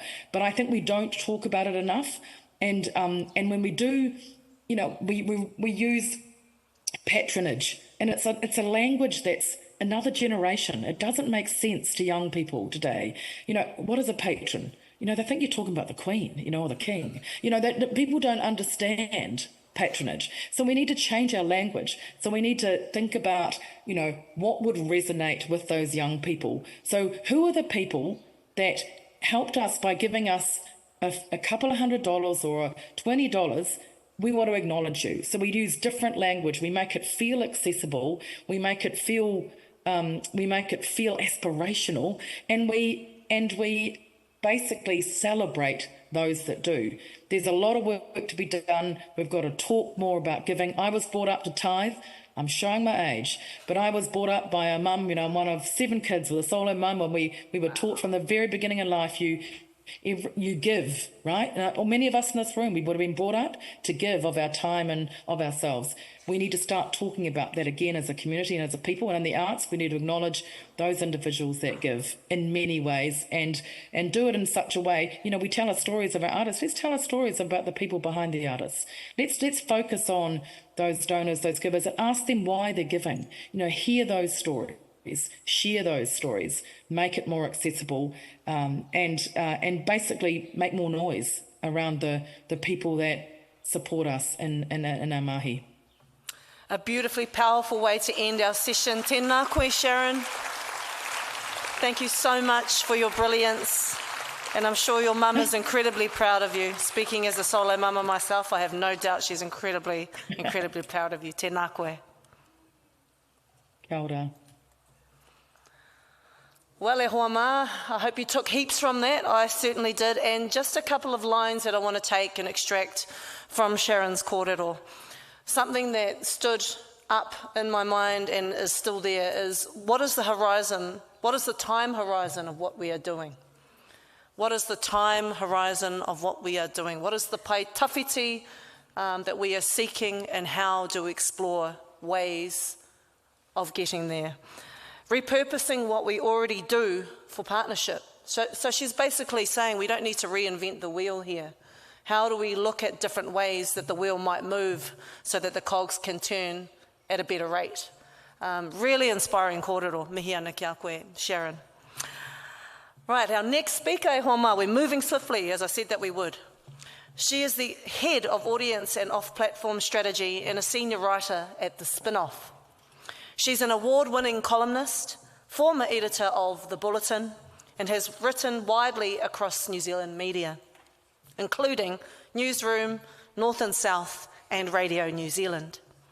She has extensive experience in audience engagement, content strategy, and community building, from her early days in lecturing in arts marketing and leading development at Auckland Theatre Company, through to heading social and content marketing at BNZ, and now shaping audience growth and strategy at the Spinoff.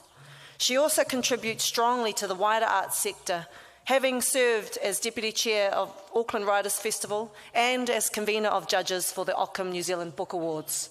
Fascinated by the rise of content creators, shifting ideas of authority and trust, and the impact of generative AI, she brings a sharp, pragmatic lens to how we engage with culture today. Please welcome to the stage, Anna Rawhiti Connell.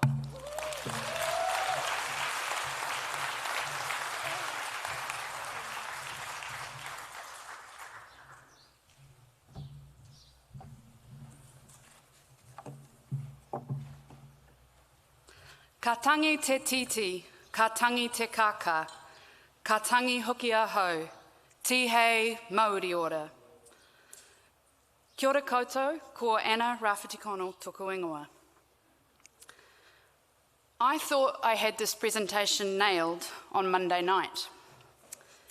Then I realised I'd committed a cardinal sin for a deeply passionate, insights-informed audience advocate, making something without understanding who it was for and how it would be received. My data, the words spoken yesterday, the conversations I had, and the vibes I checked. The insight, truths are needed.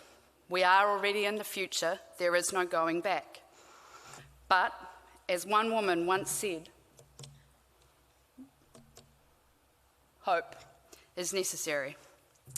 The action, a rewrite. Ngā mihi nui to fellow Audience and Insights head, the brilliant Puawai Cairns, for giving me the words about the future and a reminder of the Stockdale paradox. The harsh realities of a difficult situation must be confronted, while maintaining unwavering faith that you will ultimately succeed. I stand here today, a former arts insider, now more marginal through my work on the board of Auckland Writers' Festival. More importantly, I stand here today as a representative of a sector in crisis. I started my career in the arts in 2003. The vigour of the creative industry's discourse and the highs of the Clark government's cultural recovery package still fresh. I remember the 2009 Cultural Philanthropy Task Force. I have, as they say, seen things. I moved into corporate roles, then consultancy and freelance writing. But in 2022, I made the very stable move into full-time journalism and media. I am now the head of audience and off-platform strategy at the Spinoff.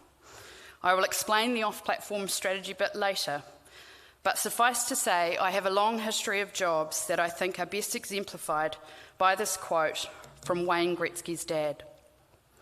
I skate to where the puck is going to be, not where it has been. My dad would like me to get easier to explain jobs. Realities about audiences and their behaviours, and my own sector's grapple with them, serve as today's harshness. Realities that are undoubtedly applicable to this sector. Unwavering faith in ultimately succeeding comes from stories about confronting those harsh realities and reaping the rewards. Stories which I hope are also applicable to you in this sector as I try to convince you that audiences have more power than ever before. You cannot yell at them from a mountaintop. Reaching them in a world where being online is just the oxygen we breathe is about understanding them. It's not about you. It's also hard, contradictory, and requires resource and mindset change. Talk to and with them, not at them. Look up and out, not in. Data is not insight. Insight should lead to action. Audience connection shouldn't be dated or strategized to death. You cannot breed resonance and relevance in a lab. But insight can be gleaned from vibes-based moves. People are desperate for connection, experience, transparency, meaning, and most of all, to be seen. That shot to the left of my slide is from a video from the Signature Choir on Instagram. It's just the audience you see for most of the video. The performers are there for about 2 seconds. It has 57,000 views. I also hope those within the sector who can influence investment and capability building hear me as well. I work in a sector in which the audience, revenue and platform landscapes look nothing like they did just 10 years ago. A sector that faces open hostility and very little sympathy for its plight. A sector where 2,700 jobs disappeared between 2006 and 2023. The financial model upon which the media is built is structurally damaged. In part, this is because the playing field is unfair. Conservative estimates suggest 70% of advertising spend in this country now goes to large, unregulated overseas technology companies. But also because it spent a long time working out how to deal with waves of irreversible change, and even longer getting to the bit where it thought deeply about audiences and the way their behaviour was changing. My first job in the arts was an internship at Auckland Theatre Company in 2003. I was tasked with compiling a database of businesses that might be interested in end-of-year packages for ATC's production of the Rocky Horror Show. Shout out to CNZ's Helen Coe, marketing manager at ATC at the time, who gave me my first taste of the thrill of understanding how to match an experience to what audiences might need, want, and value. My tool.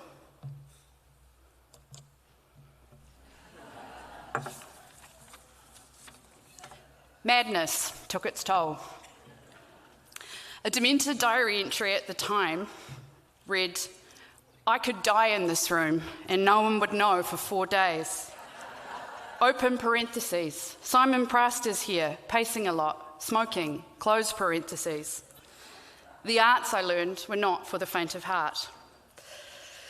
It seems crazy now to think that a phone book was the weapon of choice, but in many ways it was simpler. There was no Facebook, no CRMs, and websites looked like this. Updated once a month, maybe. A monocultural environment, information media and cultural environment still persisted. Marketing mixes were simpler. Audiences were somewhat understood, but ultimately a blur of faces in a dark room, a ticket buyer, a subscriber, an anonymous visitor, and someone who knew what was happening in the arts by reading the Listener or the Herald. It looks like this. Now, it looks like this. Everything, everywhere, all at once. Audiences are fragmented and have more choice than ever. They are more powerful because they have more choice than ever. Listening to the institutional voice is optional. Audiences are wondering why we're still shouting at them. That's if they're not ignoring us entirely.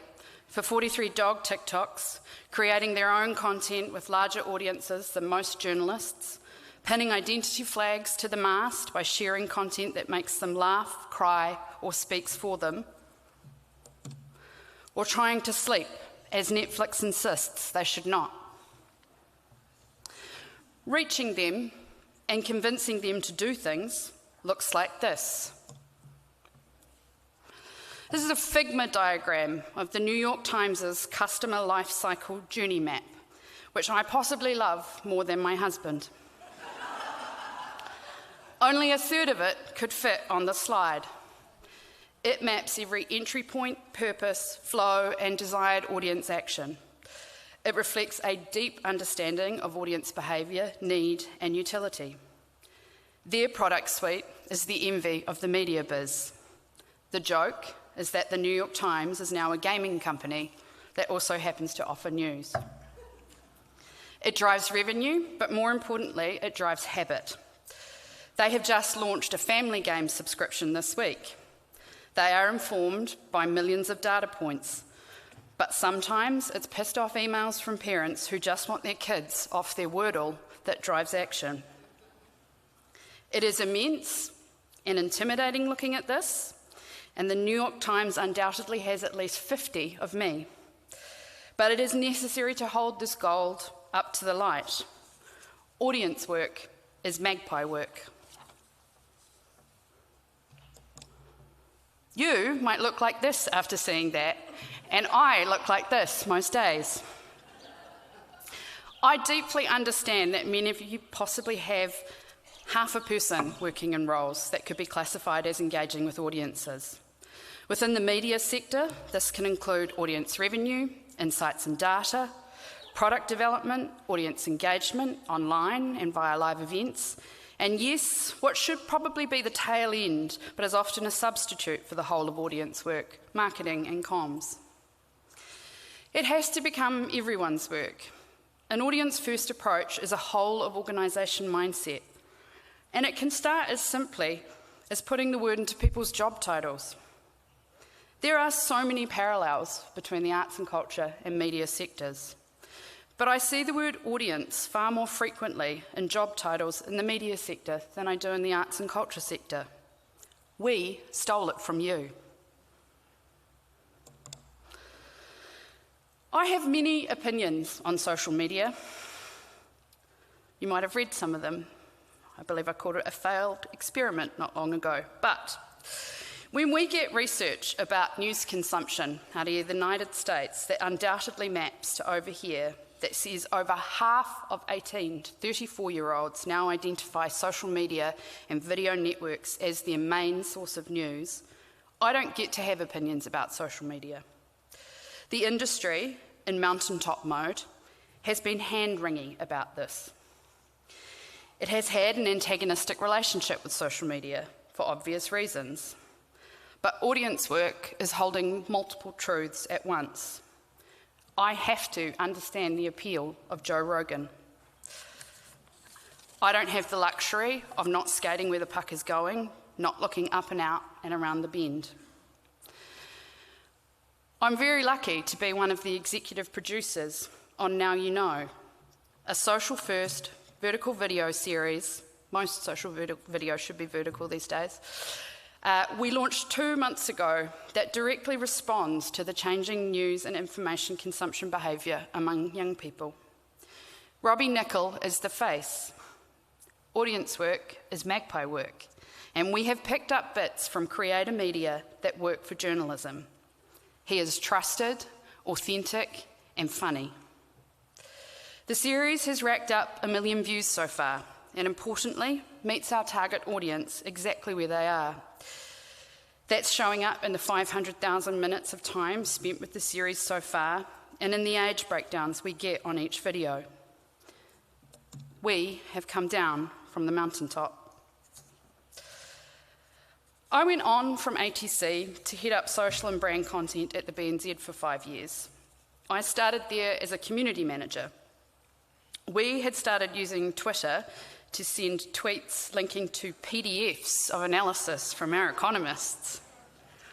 Within 3 days of emerging from our hiding place, we received our first customer complaint. And within a week, Twitter had become a customer service channel. Within a week, we flipped from broadcast channel to listening. Over my 5 years at BNZ, leading the social and brand content team, I had one golden rule. I still repeat it daily. It's not about us, it's about them. I recently went under the hood of the Spinoff's social media and redesigned our strategy. Armed with a growing mass of evidence that social media platforms hate link posts, I analysed over 10,000 posts to find out where we were at and what drove reach and engagement. We were well down on both fronts. I did a correlation analysis on Instagram, which might be the nerdiest thing I have ever done, and freaked everybody at work out. But what I was trying to work out is what drives reach, which is important to us as a media organisation and important to all of you. And I had a hunch, and it turns out it's engagement. But it's one very specific type of engagement that's very, very powerful on Instagram, and it's not commenting. It's sharing, saving, and reposting.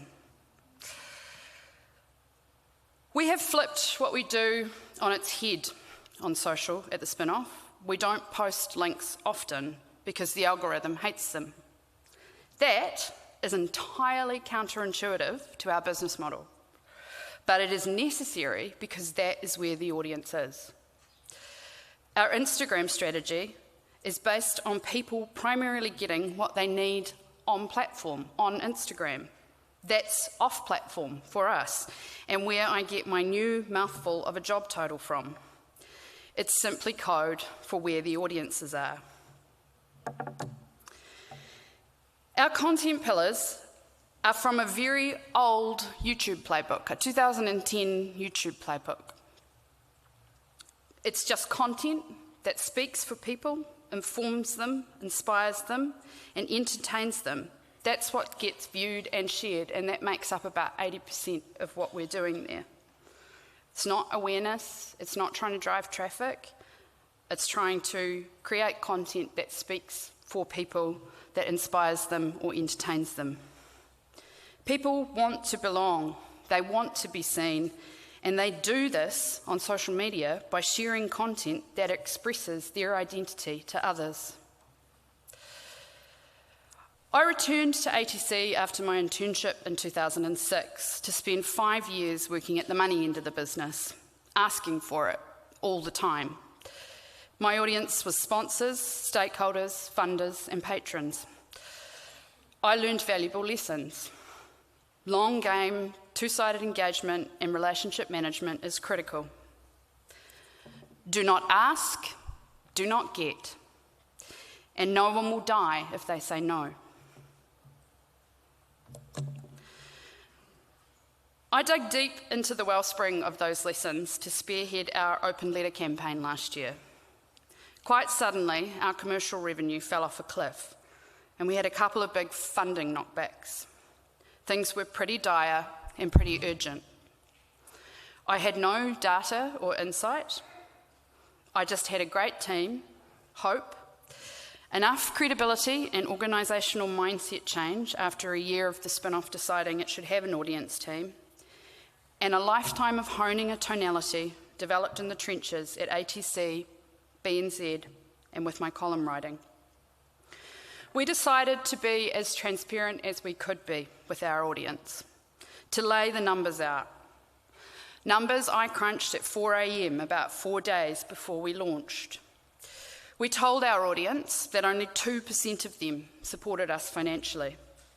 We asked them to help us lift that. I did not sleep the night before. We pushed a simple web page live that contained this letter and sent 75,000 emails. It was a massive punt. It had not been strategised, committed, or darted to death. The response was overwhelming. One of the most common replies was, "I did not realise I should be paying for this. Thank you for asking me to." In 2 months, we grew membership from 9,000 paying members in November to 13,500 now. We have lifted membership revenue by 48%.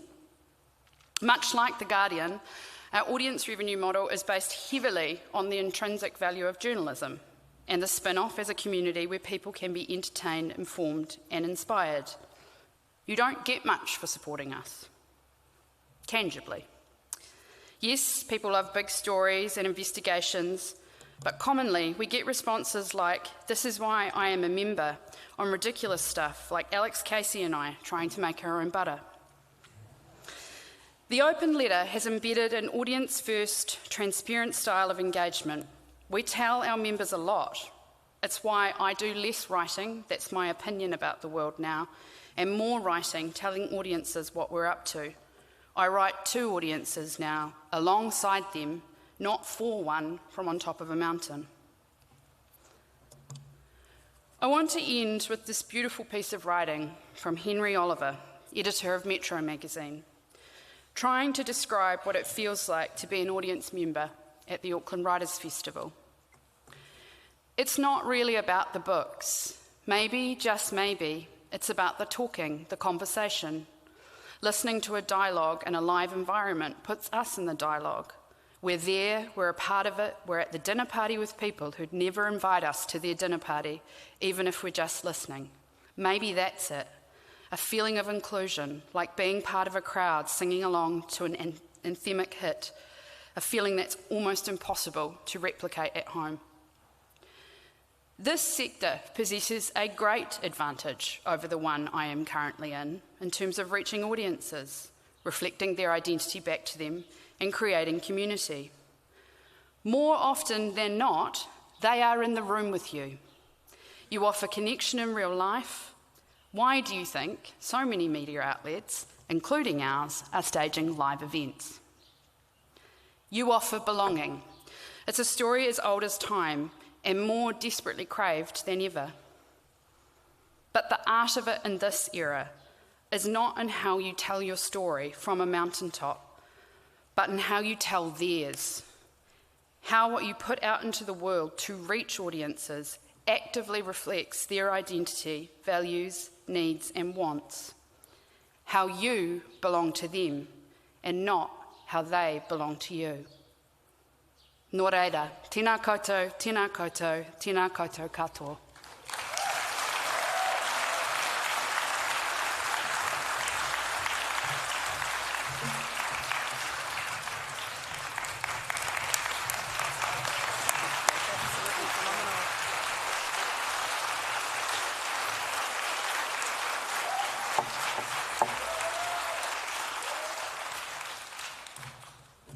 Thank you, Anna. That was absolutely phenomenal. And just going back to another brainworm for me from Anna's kōrero, it's not about us, it's about them.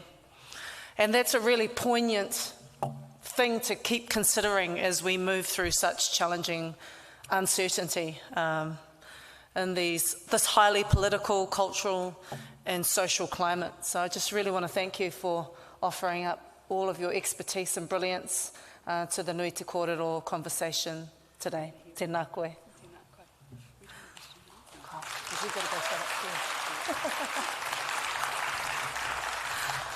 All right, e hoa mā, now we're heading into our next set of Ngā Wānanga breakout sessions.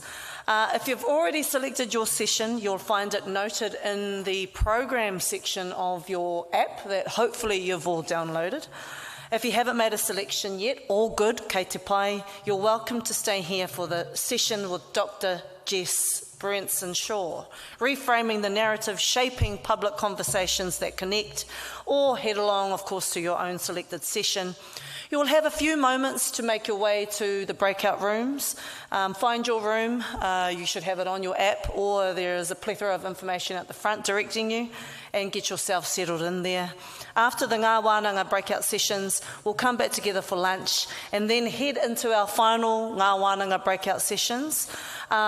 So please make your way leisurely but expeditiously to your rooms. We are running slightly behind schedule, but I promise to bring you up when we move into the lunch space. Awesome. Go forth and be amazing.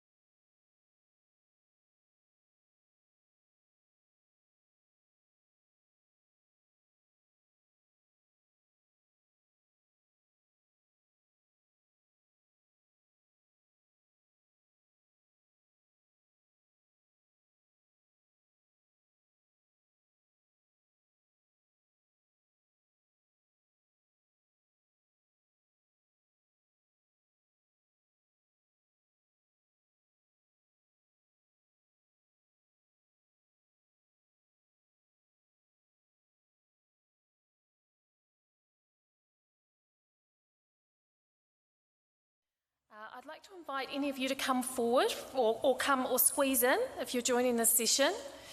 He uri tēnei no Ngāti Tū ko te lina wehi peihana tōku ingoa. I have a few role in the arts, but I'm up here today as a member of Te Rōpū Manatoi, and Te Rōpū Manatoi is the sector advisory group who works with Creative New Zealand's advocacy team to support and guide the advocacy work of Creative New Zealand. And a few years ago, Te Rōpū Manatoi went through a program called Narratives for Change training from an organisation called The Workshop, and we found this training truly transformative as a guide to how we could recalibrate how we communicate about and advocate for the value of the arts. So we wanted what we'd learnt to be available to more people across the sector. So Creative New Zealand commissioned the Advocacy Guide, which was written by The Workshop, and hopefully you all grabbed a tote bag because the guide is inside there for your use. And the Narratives for a Change approach has been a cornerstone of the advocacy work that Creative New Zealand delivers. So the Arts Funding 101 comic by Toby Morris, the Creativity Makes Us Ōhanga campaign is all informed by this mahi.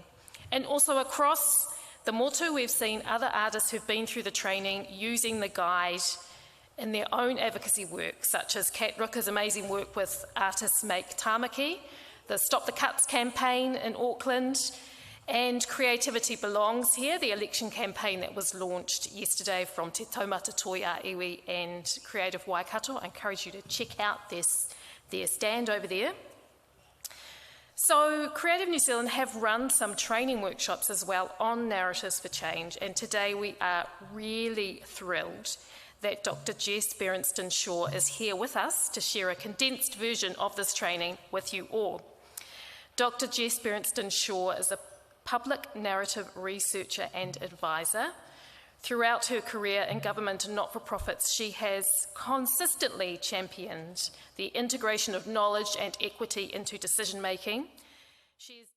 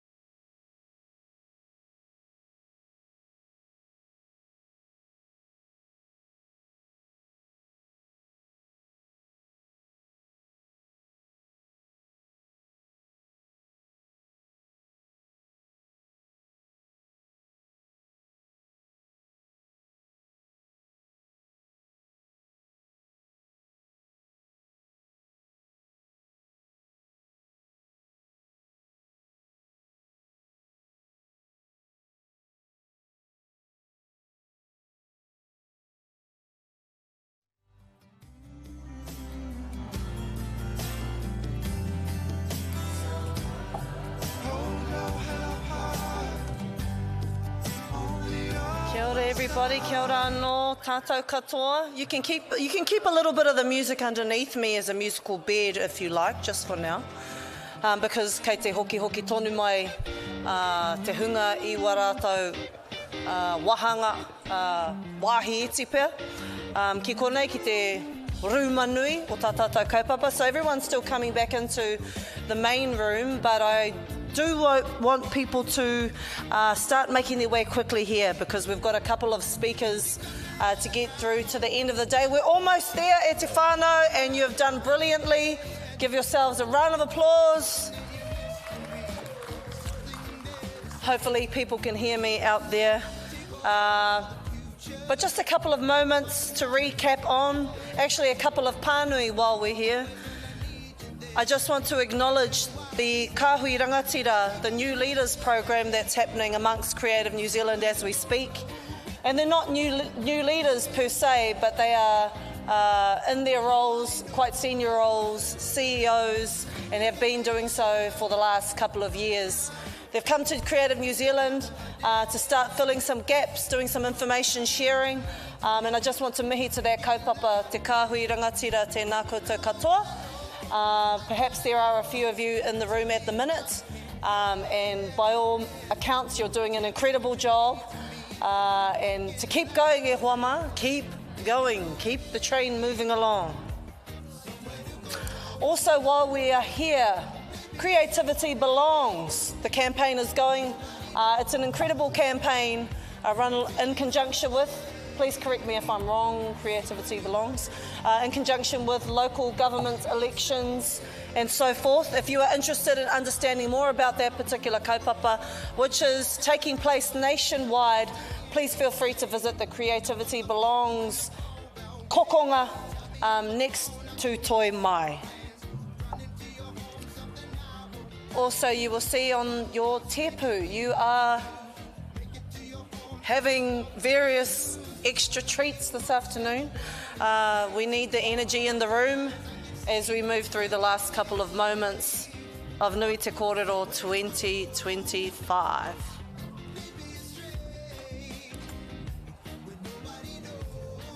So we'll get going in the next few moments.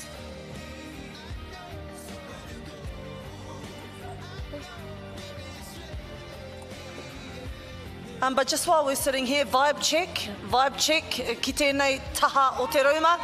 Well, we know Margie is always in a vibe, she's always a vibe, tēnā koe sisi. Vibe checking, good, yep, everyone's feeling, it looks pretty tau out there, everyone's looking relatively calm, tēnei taha o te ruma, vibe check. How are you going? Are we still clocked in? Are we still locked in, is the pātau? Excellent, love it.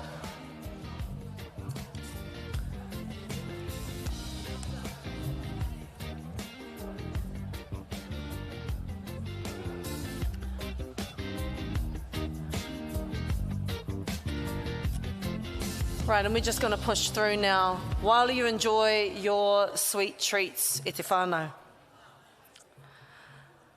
Now we are going to finish the day incredibly strong with two amazing people who have KW, who share KW as their names.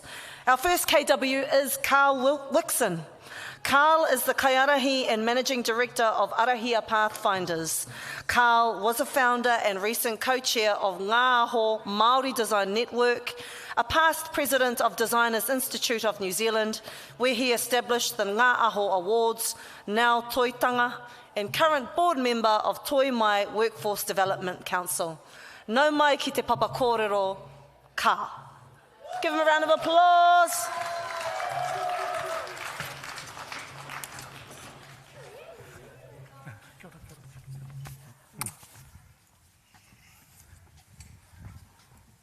Kia ora tō tātou. Ko te mihi tuatahi ki te hau kai ko te mana toi, toi te huatahi, toi kai rākau, tēnei te mihi aroha kia koutou mō tō manaaki ki a mātou. Kua huhui mai I tēnei wā, te whānau whānui o Ngāti Āti Whāti, tēnā koutou, tēnā tātou katoa. Ko Karl Wixon ahau e uri o Waitaha, Kāti Māmoe, Ngāi Tahu, Moriori, Ngāti Toa Rangatira, ki Wairau, me English, Irish, Scottish, Prussian, right mongrel.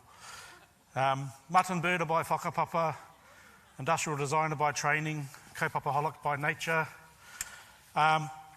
and today here to talk to you as Kaiārahi Māori for the New Zealand Story Program. Also, experienced frustrative. Most of you probably familiar with what that is. It's a frustrated creative. I think I've got lots of kindred spirits here. So it's my pleasure to be presenting to you today in that capacity for the New Zealand Story Program, a program which I've been involved with since inception in 2012. And we've learnt quite a bit along the way about storytelling, particularly storytelling for global markets, and also about the value, culture, resonance, proposition of Māori culture and creativity in global markets.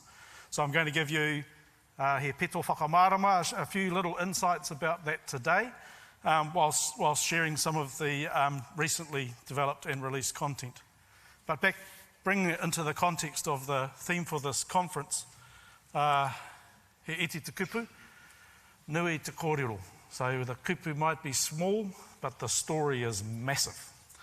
So stories journey people into the depths of our culture, beyond surface level, beyond the known and immediately visible, into the depths and a bit more of the unknown and the lesser known.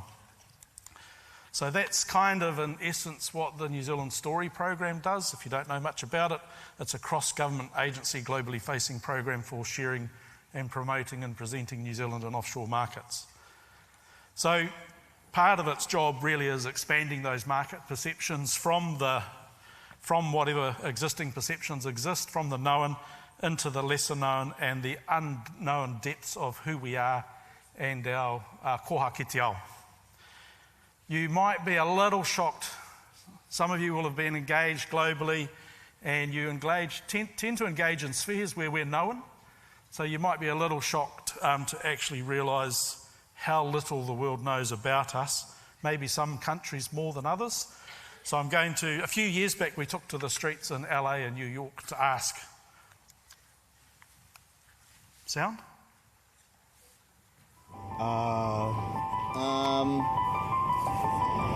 New Zealand.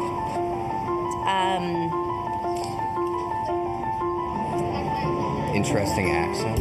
Rugby? Something with a black... What is it? I don't know what rugby is. The rugby, yes, the black... The All Blacks. Do you remember the name? No, that's the name of the team, the All Blacks. When I think about New Zealand, I think of like zebras. National bird? What would they be that?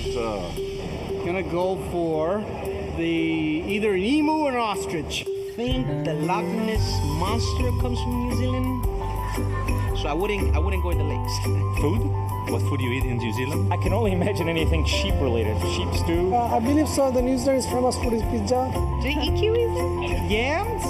National dish, I would assume it's probably duck. Duck? That's what comes to mind. Most famous New Zealander. Peter Jackson. Anybody else? Peter Jackson. Colin. Ooh, famous New Zealanders. Besides Peter Jackson. Lord is from New Zealand. That's an artist. Yeah, I do know Lord. I had no idea she came from New Zealand. Oh, yes. Okay, Lord and Peter Jackson. I just don't like listening to the music because it's just so much. It's emotional. Do you want to go to New Zealand? Yes, definitely. Of course. New Zealand is top of my list of places to go. Number one on my bucket list. Mine too. Yeah. Absolutely. Definitely. 100% sign me up. I'm not just saying that. We can't wait to go. Yep, that's right. I know that people are super sweet. A loving and peaceful country. One of the most incredibly beautiful places I've ever been, and I've been to a lot of places. Yeah, New Zealand's a cool place. All that stuff. Everything he said. We love you, New Zealand. Live from New York, baby.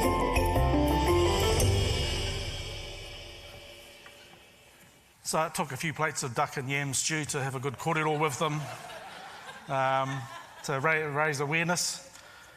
But yeah, so essentially part of New Zealand Story's job is to understand how the world sees us, to guide how we present ourselves to the world and grow our profile and reputation. So we become a little more famous for a few more things beyond the very few that are known. So this requires periodically undertaking market perception testing and research to kind of really inform that job. Shortly, New Zealand Story will be releasing our most recent market pulse research findings, exploring perceptions around our products and brands, arts and entertainment and heritage. So I'm going to share a little bit of that today, but if you're really interested, I'd suggest there's going to be a webinar online Wednesday next week presenting the insights of that report. So if you're interested in global perceptions of New Zealand in regards to arts and entertainment and heritage, worth tuning in. One of the global measures that we use is called the Soft Power Index. It's a metric that puts global rankings across 193 countries across the United Nations around global perceptions and influence. So a couple of years back in 2023, New Zealand Story did its own research in some of those indices, in particular soft power indices in science and technology and innovation and sustainability and space.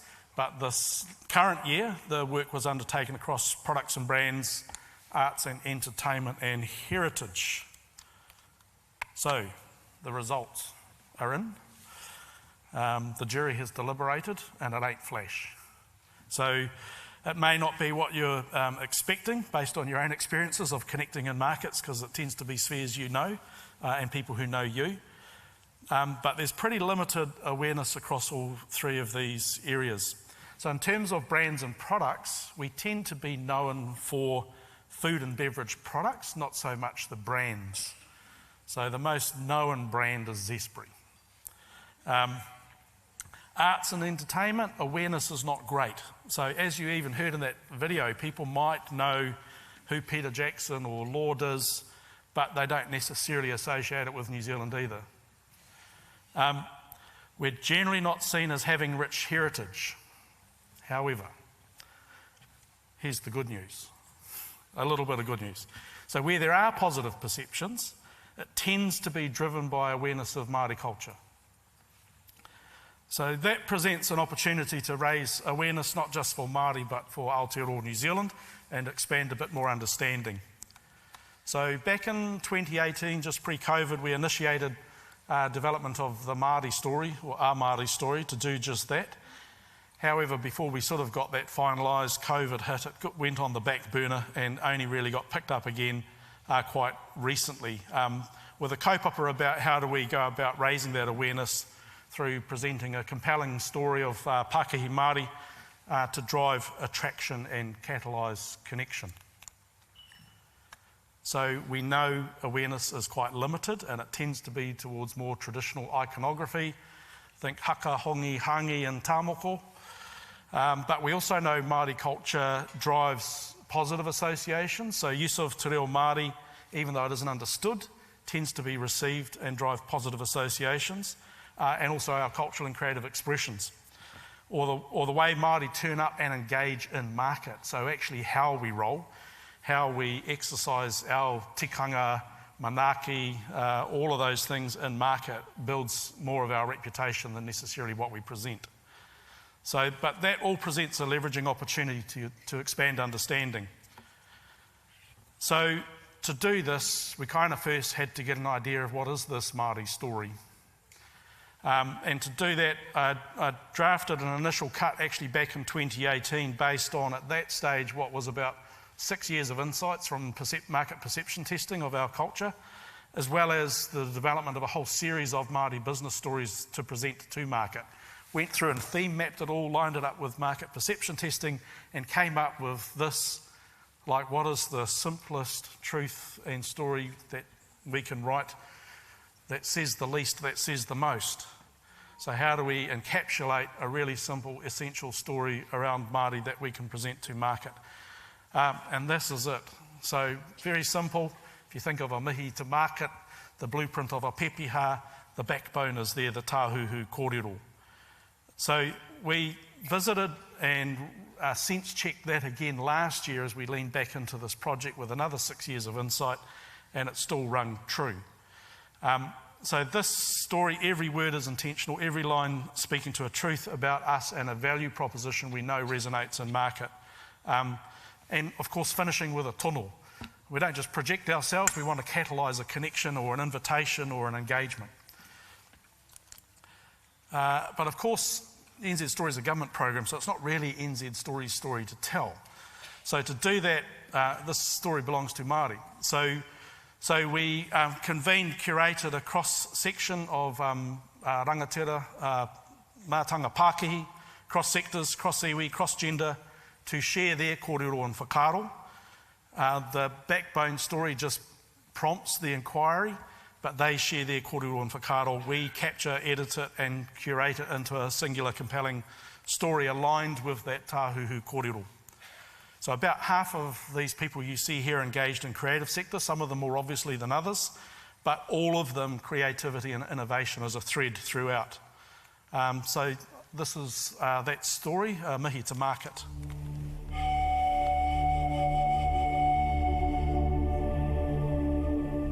Kia ora. Kia ora.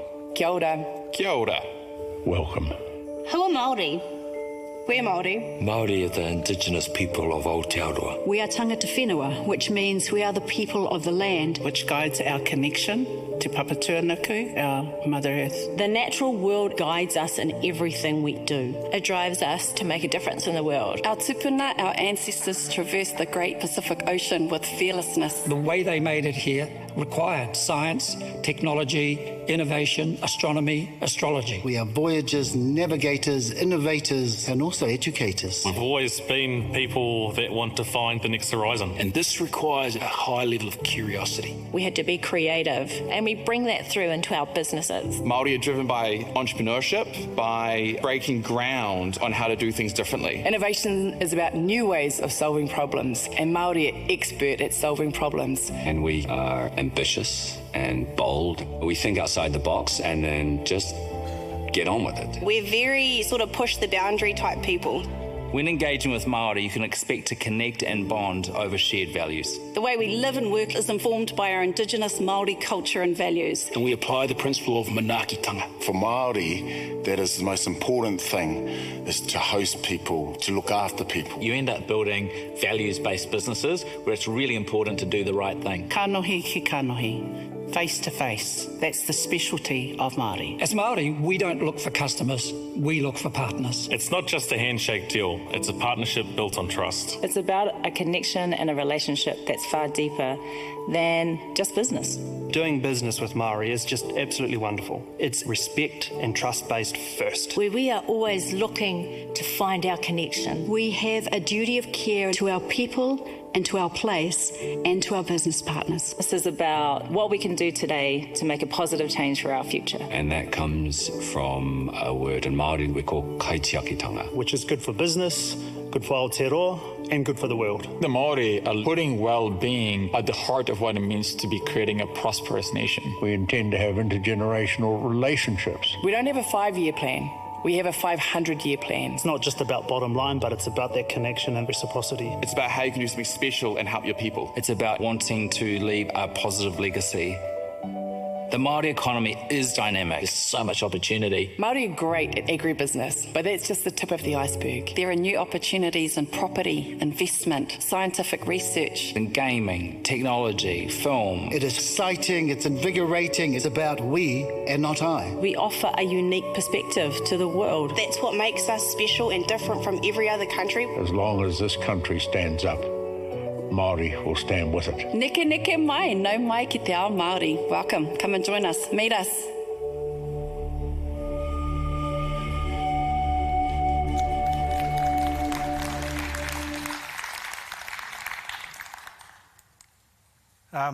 So we know this story resonates. It's already been translated into, I think, 8 languages we're up to now. It was only launched a couple of months ago. It's already become the most shared, reposted, viewed piece of collateral NZ Stories produced in 12 years. But part of our mission here obviously was to highlight the depth, breadth and creativity of the Māori economy beyond the gereft sectors, fishing, forestry and farming, highlighting that capacity for creativity and innovation. But also where we're seeing real opportunity, where there's significant headroom for high growth, is in a lot of these value-added, smaller niche value-added products where we're starting to see culture, commerce and creativity combine, come together in really compelling, desirable ways. So these three paki are examples of that, where they combine mātauranga, Māori, te reo, tikanga, creativity to develop well-being products that resonate really strongly with customers and consumers. The stories sell as well. So culture and creativity married with mātauranga Māori creates that edge. So whilst our creative industries already contribute 12.9 billion to GDP, our fourth largest export, valued at 3.6 billion in 2023, so that's bigger than fruit, wine, seafood. We are still far from realising the full potential of culturalising our commerce and commercialising our culture.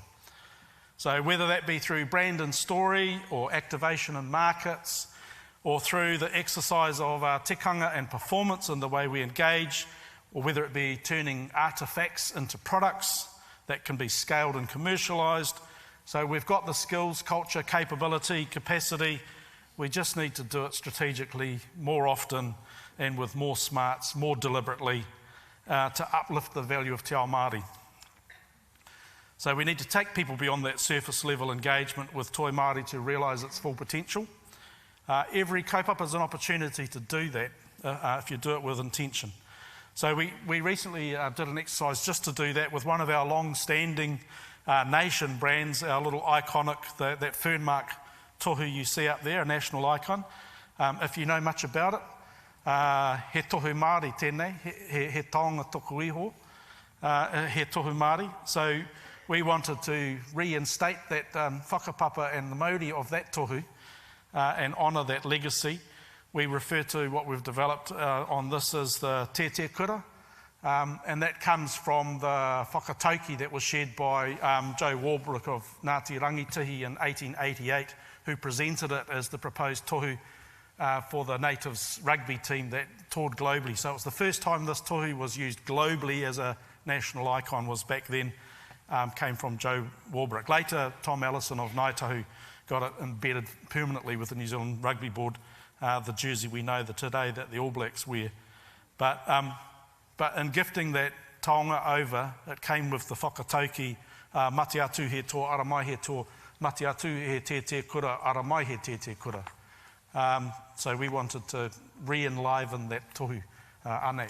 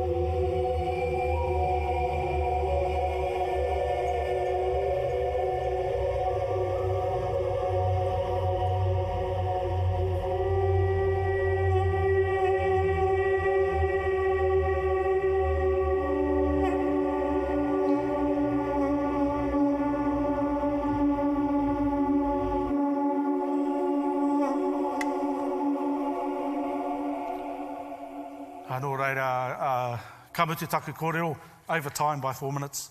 Nō reira, tēnā koutou, tēnā tākou katoa.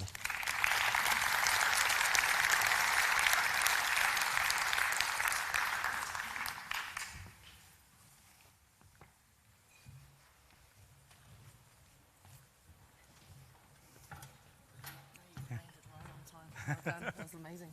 Tēnā koe.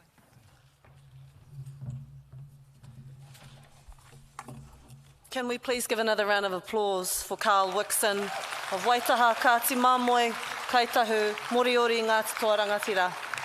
E mihi ana ki a koe, Karl. Alright, hoa mā, ko tai tātou ki te kai kōrero whakamutunga o tā tātou kaupapa katoa. We have reached the very end of our conference with our last kai kōrero to go. How are you feeling? You feeling good? You feeling energised by what you've heard? You've got lots to take away? No doubt you'll take all of those tidbits home and wānanga further on them when you get back to your respective kāinga. Hoi anō, me tahuri atu tātou, ki tā tātou māreikura, mana tātou e whakakapi tā tātou kaupapa I tēnei rā. We're heading now to our final kai kōrero for the day, for our conference, Karen Walker. Arts Council member, internationally celebrated designer and entrepreneur with more than 3 decades of creative leadership, 20 seasons at New York Fashion Week, global collaborations, and a deep commitment to New Zealand's arts sector, she is one of our most influential creative voices. E hoa mā, kia kaha mai te umere o ngā ringa. Please join me in welcoming the incomparable Karen Walker.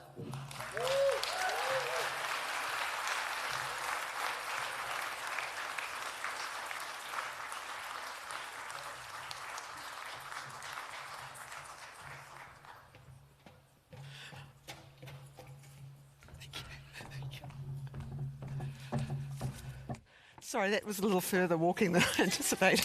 Shit, now I've dropped my glasses. Oh my God. Oh my God. Ngā mihi for that lovely welcome. Thank you so much. Tēnā koutou katoa. It's a really great pleasure to be here today, and I'm here, as was mentioned, in sort of 2 capacities. One with a little CNZ Council hat on, but I think mostly in my capacity as somebody who's worked in the creative sector, building a brand and a business over frighteningly close to 40 years. I know. How'd that happen? I acknowledge I'm not in the arts sector, I'm in the creative commerce. But I think the arts and the creative commerce do intersect. That Venn diagram has a pretty big crossover, and a lot of things that I think apply to both. I've been asked to talk to you about 4 things today: the power of brand and story, attracting partnerships and opportunities, the role of the arts in Aotearoa's wider narrative, and looking ahead. So I've got these topics to cover off, but what I'm actually going to do is serve you a dozen or so things that I've noticed, observations I've had, things that I find work for me in building a brand and a business in the creative sector, and we'll just flow through these topics, and I think they'll come back and tick these points off. I know some of you are needing to leave on the dot, and I think this speech, it's the first time I've given it. I wrote it over the weekend, so it could go over. So please, if anybody needs to go to beat the traffic or catch a plane or whatever, don't feel self-conscious, just do what you need to do. So my first point, show up. It's not the world's job to notice you, it's your job to get out there and be in the face of the world. And that means enrolling people into your stories and ideas. It means connecting with people. It means being prolific. It means taking risks, putting yourself on the line. It means showing up even when it's hard. It means showing up when you've been knocked back 10 times already. It means showing up when you're jet-lagged and not complaining about it. It means hustling. It means backing yourself even when there's no evidence that you will succeed. And for all these, I think it's really important to be physically present. The opportunities for creative people are there, but you actually need to put yourself in the places where those opportunities exist. If you want to connect with the world, you need to get close for the world, to the world. It worked for Frances Hodgkins. It worked for Catherine Mansfield. It can work for the rest of us. And you're thinking, hang on a minute. Catherine Mansfield and Frances Hodgkins were like 100 years ago. We're in 2025. Can't we just do it all on the internet and social media now? And no. I don't buy into that idea of technology, meaning you can connect with the world working from your bedroom and being on Instagram. It's not the same, and it's a cop-out. That's why we showed at London Fashion Week for 8 seasons and New York Fashion Week for 20 seasons. It wasn't easy, it wasn't cheap, it didn't always have the desired outcomes, but overall it did work. It helped us build a brand, it helped us build a business, and most importantly, it made our work better. And that wasn't the initial intent. We didn't even think about that at the beginning. But looking back, of course that was going to happen. And that's a good enough reason alone to step out into the world. When I look back at those 28 collections we presented in that way, and I'm not tooting my own horn, but if I chose to, I've earned the privilege to. God damn it. The work was good. Magnitudes better than it would have been if we just focused on our home market. And that definitely made all the pain and the hours and the hard work and the investment worthwhile. We became better designers and we built a stronger business and a stronger brand because we put ourselves out there. And I will always have the thrill of knowing that I've been on A1 of the New York Times. It's small and it's below the fold, but it's still A1 of the motherfucking New York Times. So in short, if you've got stories to tell, go to the frontier, take your little expedition with you, set up your camp, and make it happen. And always take the call. I have this rule, always take the call, always take the meeting. The worst that'll happen is you'll lose 30 minutes of your day, and you might learn something. Ditto, always say hello to the people on either side of you at a dinner or at a conference. Always say hello. You never know where that will take you. One of our most successful and profitable collaborations, ongoing collaborations, came from a hello to a stranger in the Kōrero Club. I've got hundreds of examples of when there was that call out of the blue and on the surface didn't quite look right, but actually turned into something quite meaningful. This leads to that, leads to this, leads to that. Got this email out of the blue back in 2017, email out of the blue from somebody called Olivia Firth, who ran a PR company in London with some harebrained thing about Commonwealth heads of government and would we make a dress. And I've emailed a couple of friends who are in the fashion media in London and said, who's this Olivia Firth? Should I bother with this or should I just delete it? And they were like, bother with it, big time, bother with it. She's connected and her husband's Colin Firth. And I'm like, well, that's a good enough reason. So arranged this call with Mrs. Colin Firth and never got to meet him. Fuck. And so she had a PR company and they'd been appointed by Buckingham Palace to do this project around the CHOGM, the Commonwealth Heads of Government meeting that was in 2018 in London. So the Buckingham Palace gave them the brief, we want to do something around Commonwealth and something around CHOGM and do something fabulous.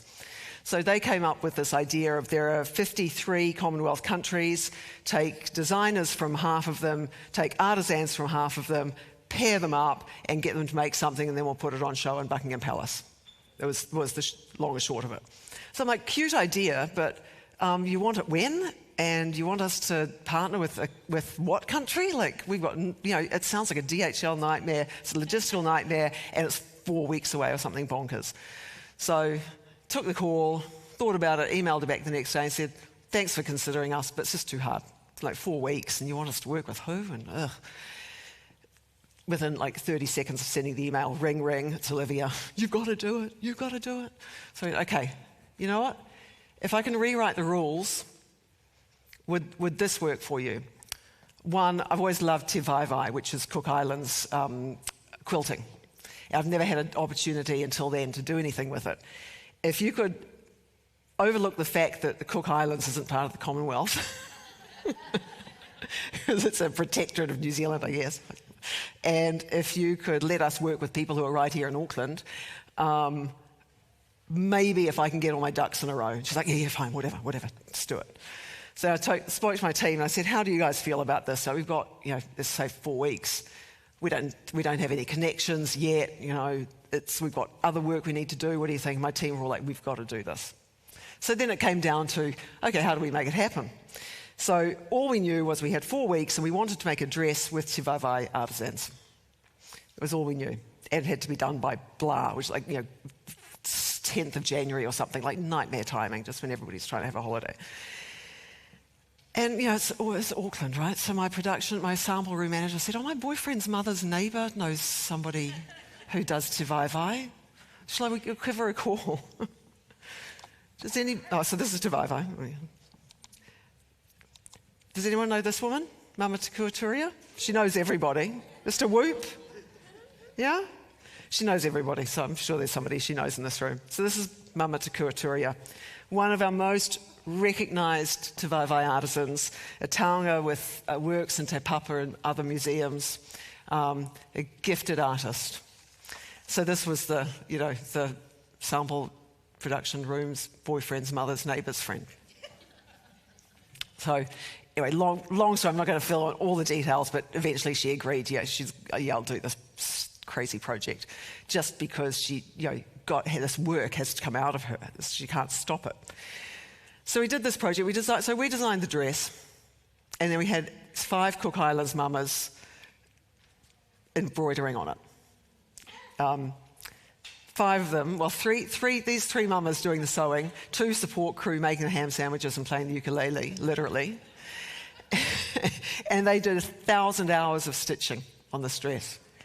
12 types of stitches and featuring 10 iconic Cook Island flora, including the national flower, the Te Ara Māori gardenia.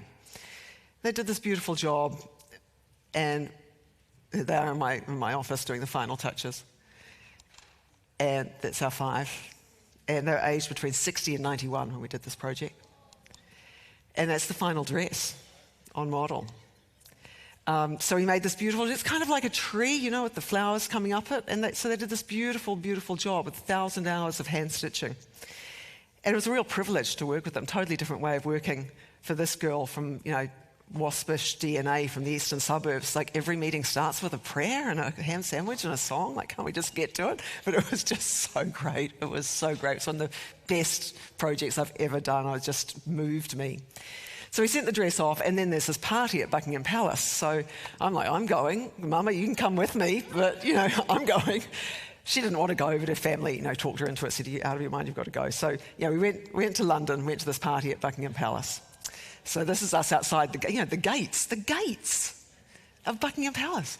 So we went to this fabulous party, like 300 people, Stella McCartney, Naomi Campbell, Hamish Bowles, all that. That's us walking across the entryway to get from the gates to the main entrance, the portico in the movies. Winston Churchill's always pulling up in his car. She was having to stop to take a puff on her inhaler like every 20 steps. We eventually got to the portico. And then here's the dress inside, like 26 dresses, and there's our gown in one of the state apartments in Buckingham Palace. So we had this fantastic event. And one of the things I remember most about it is this moment when Anna Wintour's kind of the warm-up act for the Duchess. So you kind of get foot with Anna while the Duchess is sort of working along.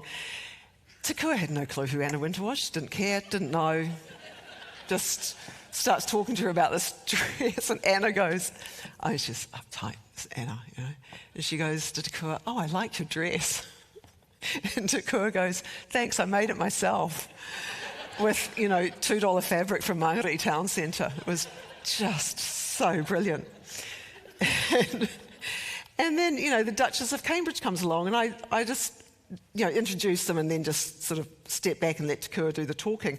And what I love, I'm not a royalist, but what I loved is that, fine, which she's going to be the next queen, whatever, but she just connected with Takua. They connected just as people, as an artist talking about her craft and as somebody curious about the arts listening. And I guess at a basic level, sort of a transferal of art and information and love was kind of what it came down to, and it felt very real. So, this was one of the most profound creative experiences of my career. Non-commercial, absolute pure creativity. I've gone on the Royal Family's Instagram page. After the event, all the dresses went on a little tour and went to different places, and then they came back to all the designers, and Takua and I, we had offers from 3 museums to buy it, and we settled on Te Papa. There's Takua in Buckingham Palace, last shot. So we settled on Te Papa. This is the end of the ceremony we had to say goodbye to the dress. So that's us, me and Takua and 3 of the other ladies and the curator from Te Papa, Claire, and saying goodbye to the dress. And every now and then when I'm in Wellington, I pop in for a little visit.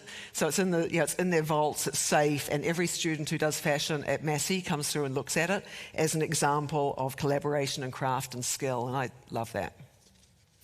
So my friendship with Mama continues, and her work continues. She works, and she is working hard to make her work, but also to pass her knowledge on to the next generation. She works very hard at that, and I go to every single show she puts on, and it's never pop in for half an hour. It's like, we go, you're there for 4 hours. I love it.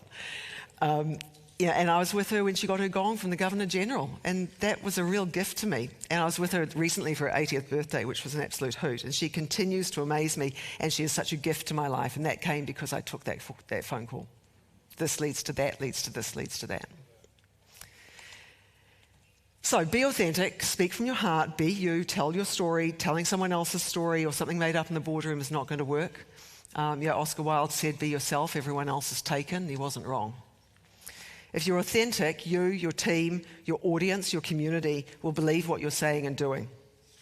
Coming back to Mama again, she just wows me so much. When we showed up in London, I was there a few days before, and I sent a car and a nice driver to pick her up from Heathrow, and she showed up at our accommodation with her eikatu on. I'm sure she got off the plane like that. Just her authentic self. And we stayed at the Arts Club in Mayfair, so, one of the dark blue ones in Monopoly. Really swanky neighbourhood. I'm just like, going to a party at Buckingham Palace, I'm going to stay at the nicest place I can stay. And she shows up there, and this club was one of the founders was Charles Dickens. Past members have been Monet, Rodin and Whistler, and this woman, this Cook Islands mama, showed up there with her eikatu on, and she had just as much right to be there as an artist as Monet. And she was she was not with ego or pride, but just depth. She was there, grounded. And her authenticity just shone through and charmed everyone. I love the bouncer over the right shoulder, just looking staunch, but they were charmed by her, man. At breakfast, our first morning there, we sat down at breakfast, A's on. 7 o'clock breakfast, some fruit, A's on. The waiter came along, as soon as she sat down, came along and sprinkled rose petals in front of her. He was so charmed. We went to Kew Gardens to look at the palm house, and there was this guy and this little girl, like 10 years old, and he came over to Kua and he said, "Excuse me, my daughter wants to ask you a question." May she ask you a question? She's like, "Yes," and the daughter goes, "Are you a queen?" And it wasn't patronising, it was real. Like, she just has this gravitas and had this beautiful A on and just meant something. And I didn't think for a second she'd show up trying to be anything else. She showed up being her. Know who your audience is and be relevant to them. Know your community, know your context. If Picasso had unveiled Guernica at the Pakuranga shopping centre, it probably would not have had the same impact as in Paris. I live in Tāmaki, Makaurau. I see my customers every day. I live the same lifestyle as my customers. I have a built-in understanding of their needs and wants and lifestyle, and I listen to them. What are they asking for? What's the feedback at a retail level? What are we able to provide? What are we not providing them that they want? What are we missing? How can we catch up beat? And it's not that we're designing by committee or by survey. We're not doing that, but we are thinking about our customers' needs and wants, and then we choose to respond or not. For a number of years in the build-up to Christmas, I was getting feedback from the stores that customers are coming in wanting something for Secret Santa. Do we have anything for Secret Santa? No. Less than $25 and something everyone would like? Not right, no. Babysitter, piano teacher, kindy teacher. Could you feed your cat when you're away? And we thought, well, shit, they're asking for it. Maybe we should come up with something. So I rang up my mates at Wellington Chocolate Factory and I said, how about we do something for Christmas? Under $20, who's going to say no to chocolate? Problem solved. We're coming up to our 7th year with Wellington Chocolate Factory. Secret Santa. And it gets gift wrapped and they get to buy a whole lot of other stuff while they're there. That's just listening to the customer and going, oh, that's what they need? Okay, well, we can do that through our prism. What does that look like through our prism? Because we don't want them to go to Farmers and get a bad candle with that under $50. We want them to spend it with us. We want them to have that elevated experience and gift wrap it really well. I'm back to Mama Te Kua. I'm obsessed with this woman. She is so deeply relevant to her community. She celebrates her culture, she tells their stories, she passes on the knowledge, and she raises the status of the work. This is art. This isn't just some bed linen. She knows that. And she's not doing that to please the Princess of Wales or Anna Wintour. She couldn't care less. Honestly, she couldn't care less. She's doing what she does for bigger reasons, and that's to serve her God and serve her community, and because she can't help but do it. Different topic. I was talking to our accountant about AI the other day, and a totally different topic. And he was saying that when he first started at PricewaterhouseCoopers in the 70s, they didn't let their accountants use calculators because they thought it would soften their brains. AI is just a calculator. Bigger. Just a calculator with access to 98% of all human knowledge. It'll get rid of the dross. It'll leave the human energy to work on the human stuff. And those of us who work in areas that require creativity, empathy, or physicality will thrive. If you're in the business of filing, you might want to reskill a little bit. I don't want to be in the business of filing anyway, really. Let the machine do it. There are 5 of us in our design department. 4 of us love AI and discovering every day new ways that it can serve us, and therefore serve our company, and therefore serve our community. 1, however, is digging her heels in. Her words, I don't like it, I don't trust it. Well, I just kind of got a point. Right? We all feel a little bit like that. But I tell her that this moment is like standing in front of the waves at a surf beach and choosing whether to brace or to turn around and swim with the wave when it hits. And these waves are not going to stop. My family and I holiday every year on Ātiawa Great Barrier. It's my husband and daughter in the waves at Medlands where we stay. And every day starts and ends with a swim. And I tell you, those waves at Ōruawharo Medlands, they don't care how brave I'm feeling. They just keep coming relentlessly, one after another. I am so irrelevant to them. But I can choose how to receive the blow. And I've learnt that bracing against 2-metre high waves gets you seawater and sand in places you don't want them and a few grazes besides, and that turning your back and swimming with that wave and utilising its power moves you to places very fast. And it's scary. There's no lifeguard on Ōruawharo, and the Westpac rescue helicopter is 25 minutes away. So there's risk, but there's also reward. So we're leaning into AI in every way we can think of to make our company stronger and the way in which we serve our community better. And it's never going to be our head designer, and it's never going to be our creative director, and it's never going to be our head of marketing, and it's never going to be our head of sales, and it can't replace human creativity, brilliance, warmth, curiosity, care, or the ability to package a gift and tie a bow and smile. And yeah, average creators will ask AI to do their creating for them, and it'll be okay. It'll bring the level of average up in the same way that Pinterest helped make provincial coffee shops look like hipster hangouts in Brooklyn with their, Edison light bulbs and sheepskin over a chair, And, that's fine. Like 90% of the stuff's always going to be crap. And if the standard of crap comes up slightly, happy days. I was driving through Ngāti a few years ago, and I hadn't been through Ngāti since the 80s. In my head, it was a takeaway bar with a spacey machine, a dairy, and a swing. We got into Ngāti. I'm like, this isn't Ngāti. There's all these chic little cafes around. It was Ngāti. This chic little cafe we popped into had a perfectly adequate interior, great coffee, and the chap behind the coffee machine looked like Timothy Chalamet. I mean, thanks, Pinterest. You made average better. You made Ngāti better. But for those of us who are not in the 90%, in which close enough is good enough, which I'm sure is everybody in this room or you wouldn't be here, for those of us in the 10% who create the rare and the special and the truly good or great, you remember I've been on the front page of New York Times, so I know what I'm talking about. I know that AI will never create in this way. It will, the way that great human creators create. It'll never do that thing that came out of nowhere. It'll never have the human imperfections or understand how to create with just the right amount of wrong. It will never have human emotion. It'll never bring blood, snot and tears into what it presents to us. AI will never write On the Road or The Rite of Spring, and it'll never paint Guernica. It'll never make it to Vaiva, I know that for sure. So creativity lives in the frontier. Let the AI join the second, third, fourth raters back there behind us, when regurgitating what us at the front end have made ahead of them. That's fine. Living on the frontier, creating your own path rather than following somebody else, it comes with risk. When you walk in front, you get bruised and you get punched and you get lost because there's no path to follow. And you'll fail and you'll keep going anyway because you have no choice and because it's way more fun at the front. My pal Thomas was General Director of New Zealand Opera for about 5 years. Anyone here know Thomas yes?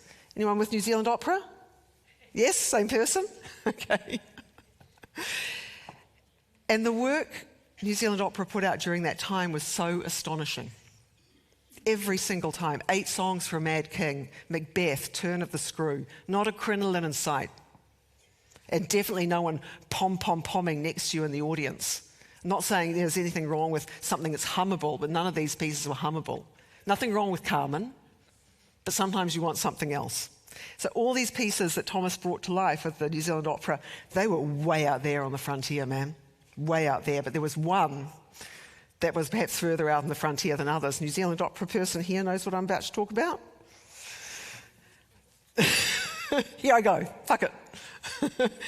I remember Thomas telling me at lunch one day that he had this idea for an opera about the unruly tourists who descended upon us in the summer of 2018, 2019, littering and shoplifting and squaring their way from Albany to Levin. And I thought, amazing, amazing. He was truly in front. AI would not have come up with the idea of writing an opera about unruly tourists. He was in front, and that's what it takes to make amazing works. And he got punches. A third of the board resigned because they didn't agree with his creative direction. Fair enough. Fair enough. You do you. People felt very strongly about it, which frankly is the litmus test to show that you're doing something.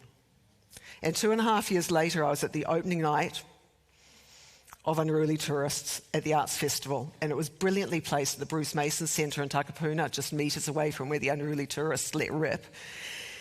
And it was side-slittingly hilarious and brilliant in every way, and I wish I could have gone to every night that it ran. And there was no way that a lesser creative mind or AI could have come up with it, not in a million years.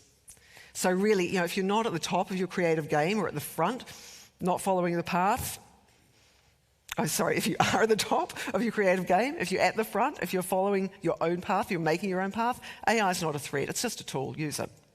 And by the way, Thomas is now General Director of Finnish Opera, and I saw him in Helsinki a couple of months ago, went to an opera with him, in fact.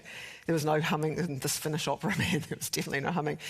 And while he was here, he served fans of creativity and fans of opera in Aotearoa beautifully, and I'm grateful for that opportunity to see that work, and Opera New Zealand continues to wow with its current team, and I'm really enjoying what they're doing. I'm not, but please bring the unruly tourists back.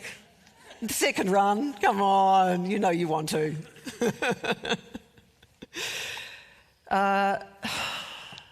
In the very early days when we started exporting, we just started selling into Australia. And I got this call out of the blue from a PR company / sales agent in New York. We'd love to represent you, we'd love to have your range. And I was like, oh God, that's amazing. I'll ring you back tomorrow once I've thought about it. I rang them back tomorrow, said, no, we're going to pass, thanks, we're going to pass, we're just not ready. And he goes, you'll never be ready. I thought, oh my God, yes, it's true. So we sent them a range. A week later, had our first order from Barney's New York. 6 months later, Madonna trotted in, bought a pair, and then wore them on MTV Music Awards. This leads to that, leads to this, leads to that. The great thing about being in the creative industries is we don't need to wait for the certificate to start practicing our craft. My brother's a doctor. Poor guy spent 13 years before he got his full certification as a psychiatrist. Me, I finished school at the end of sixth form, declared myself a fashion designer and never went near university. My brother's, of course, now the one retired on a nice big NHS pension. But I've done okay too, I'm fine. So my point is creativity is something you're born with. If it's in you, and it needs to come out, and it needs to come out fast. If you're born an artist, it's there in the womb, and the art starts the minute you get that first stubby little crayon in your hand. And you might never be noticed. You might never exhibit. You might spend your entire working life washing dishes in Starbucks, but you're still an artist.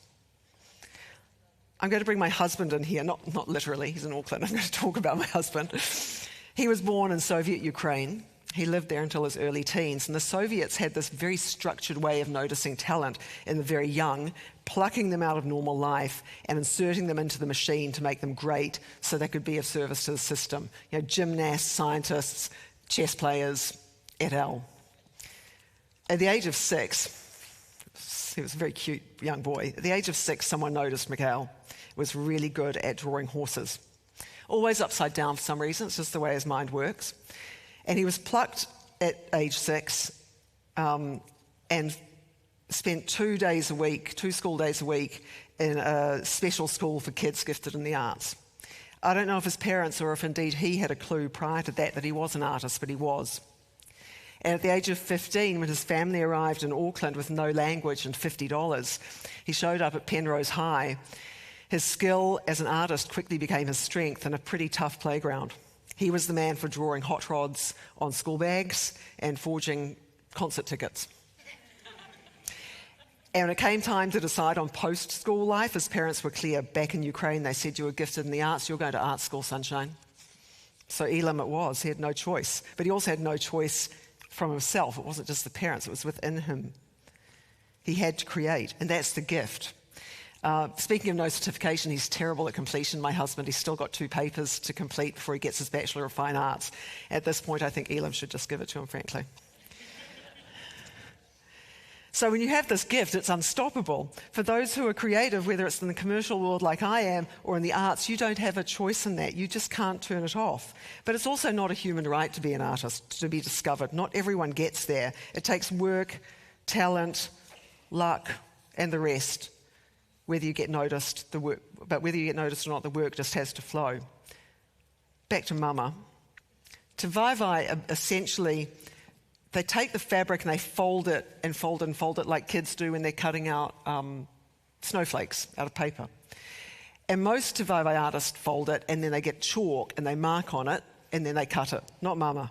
She folds it and then she just rips it and busts in with those scissors. She doesn't need the chalk. She just cuts. That creativity flows through her. She says it's God flowing through her. I'm an atheist, so I say she's an artist. It's quite a fuzzy line there sometimes between God and art. When we were in London, I organised for the British Museum to allow us into their back of house to look at the Te Vaivai they have in the British Museum. They've got 12 of them. So Mama and I went there for a couple of hours and we sat down with the curator of the Oceania department, and we sat there and they'd roll a Te Vaivai out, and Mama would go, "It's very bad." And then they'd roll it away and bring the next one out. She'd go, "Oh no, this is very bad work." This happened 12 times. By the end of the session, the head of the department took me aside and said, "Do you think she'd accept a commission from us? Because clearly what we've got here is terrible." And I said, "Oh, look, I'll just introduce you to her. You can talk to her about it." And in the car going back to town, Mama, I hadn't mentioned that to Mama, and she said to me, "Oh God, I can't stand it. I'm just going to make them one. I can't stand it." So in the end, they commissioned one from her. But it wasn't because she liked the idea. It's her with the head of the Oceania department. It's not because she liked the idea of her work being in the British Museum. It's just because she loves her art form and she couldn't stand the idea of there being poor examples of it out there in the world. I had this nail technician called Cheryl, real bogan West Auckland nail technician, like airbrushing nails, like when they first became a thing, like 25 years ago. And I had to go out to her house in Massey and she'd sit in her sort of, with her bogan family in her bogan living room. She'd airbrush my nails. And in the end, she fired me as a client. In fact, she fired all her clients because she didn't want to be a nail technician doing nail art anymore. She wanted to concentrate on her real calling, which was doing airbrush pictures of Stevie Nicks and George Michael. And she was going to build a career on this. And I've seen the pictures, and they are exactly what's in your head right now. But in her head, they were Guernica. You know? They were amazing. And no one else in the world would agree with her. But who's to say that's not relevant? She might be our biennalist for 2028. Kent's here. I can probably fish out her number if you want to give her a call. I mean, who knows? Weirder things have happened. But she couldn't stop it. She couldn't hold it in. I wish she had, but she couldn't. Chuck Close says it really well. Inspiration is for amateurs. The rest of us get to work. And I really like that, because my team, we show up every day and we solve the problems, we answer the briefs, fill in the blank pages, whether we feel like it or not. There are deadlines and timelines and seasons, and we don't get to stop just because we're a bit tired. This is the job. We show up when pen touches the paper and the work starts. You know, I'm in the fashion business, not the fashion hobby. We don't have the freedom to wait around for inspiration. And this isn't a mistake. I'm very good at maths. This is the equation we aim for when we collaborate. When you're bringing two parties together, the only point is to create something bigger than the sum of the parts, otherwise why bother? And we've done loads of collaborations, big, small, one-offs, ongoing. We've done Disney, we've done Uniqlo, we've done Sephora, we've done Auckland City Art Gallery, Toyo Tamaki, and dozens more, hundreds more possibly. And there are a number of things we look for in a collaboration, but it all comes down to, can we make 1 + 1 = 3? We just did a show at New Zealand Fashion Week. Second one ever. And collaboration was at its heart. We wanted to comment on and reflect how we dress today, a mix of high and low, elevated and street, rare and quotidian. And it required a sportswear company to partner with at the heart of it. And it was always going to be Adidas. They were always going to be the one. Long-time collaborators of ours with vision and creativity and imagination and great product. So these two brands intertwined with the very essence of the concept. This wasn't give us a check and we'll put your logo here, here, and here. This was completely baked into the cake in a real way, intrinsic to the idea. Cash equals logo is not an interesting exchange for me. I don't need the cash that badly. This is authentic intertwining and storytelling. That's what I'm looking for. And yeah, okay, there might be some money. Great, I'll take it. And there should be new audiences. Excellent. But it can't just be that. So in this show we did for New Zealand Fashion Week, it was called Life with Obstacles. And it spoke about the way we mix street and luxe in our everyday in order for us just to go about our lives with flexibility. It was 12 minutes of high energy with the carpet being yanked out from underneath our audience's feet again and again, 700 people in the room. You think it's this, it's that. Again and again, 42 looks. The runway was covered in obstacles like tyres, hurdles, flower planters. The styling was kind of a heightened mashup of street and ready-to-wear sort of flouncy blouses and shorty Adidas shorts and knee-high socks and top-tier Adidas shoes, the ones that they're only released 10 of into the country through us, obviously. Look 1 was a model on a walking platform at the end of the runway, at the gate end of the runway, grinding out her steps. And then 30 models exited in classic model style, but returned having fun with the obstacles. And then what? Well, obviously, 2 hobby horses, one of whom we flew in from Finland, world champ, clearing like 1.2 metre jumps all the way down the runway and dressaging like champions. You can see her in that top right corner. It didn't matter that she sprained her ankle in rehearsal. She's just like, strap me up, get me out there. And after 60 seconds of that, then 30 seconds of this real high energy, high intensity, piston-like elite athletes, dancers, stunt people attacking the runway at 100 miles an hour, including multi-gold Olympian captain of the Blackfern Sevens, Sarah Hireni. Then back to the hobby horses, then back to models. And last, the girl on the treadmill, who's been there the whole time, grinding out her steps. Our runaway girl in 3 dimensions steps off and walks a 30-metre-long runway. This show was about movement and joy and challenges and the combining of opposites, and it was a physical embodiment of how we live today, and it was big and complex and conceptual, and both partners were at the heart of it equally and authentically, and it got the point across and it got the sum out. 1 + 1 = 3. So this is what it looks like when art and commerce come together. Back in the day, it was the Sistine Chapel, the product was God, now it's sneakers. And back in the day, it was the Medici's funding it. Now it's Francois Pinault and Bernard Arnault. Been to the Bourse de Commerce? Amazing, paid for by Gucci slides. Been to the Louis Vuitton Foundation? Amazing, paid for by handbags. And nothing wrong with that. We all get to enjoy it for €15 and a flight to Paris. So let's get real. Art is business. And there's nothing out of integrity about acknowledging that and leaning into it, about collaborating with another party who brings essential things to the partnership. Just make sure 1 + 1 always = 3 or it won't work. And not wanting to sound like some tech bro, like fail up or fail fast or whatever they say. But when you're forging your own path, you will fail, maybe a lot. I heard an interview with Nile Rodgers recently, and he was saying that people always go to him, "Oh, God, I love your music." And he's like, "You should listen to the ones that don't get released. They're shit." So for every one Le Freak, there are 9 dogs. Just happens. People ask me, what's your daughter going to do when she leaves school next year? And I'm like, she's going to university, she's going to do film. And they go, oh. And what they mean is hard. And I'm thinking, fuck yeah. But who am I to tell her to take the safe road or the predictable road? I left school at 16 to start a fashion business, and her dad left school to go to Elam. She's just going to go, well, you've got a big house with a pool. Creativity worked for you. And I'll go, well, yeah, it did. But can't argue with that.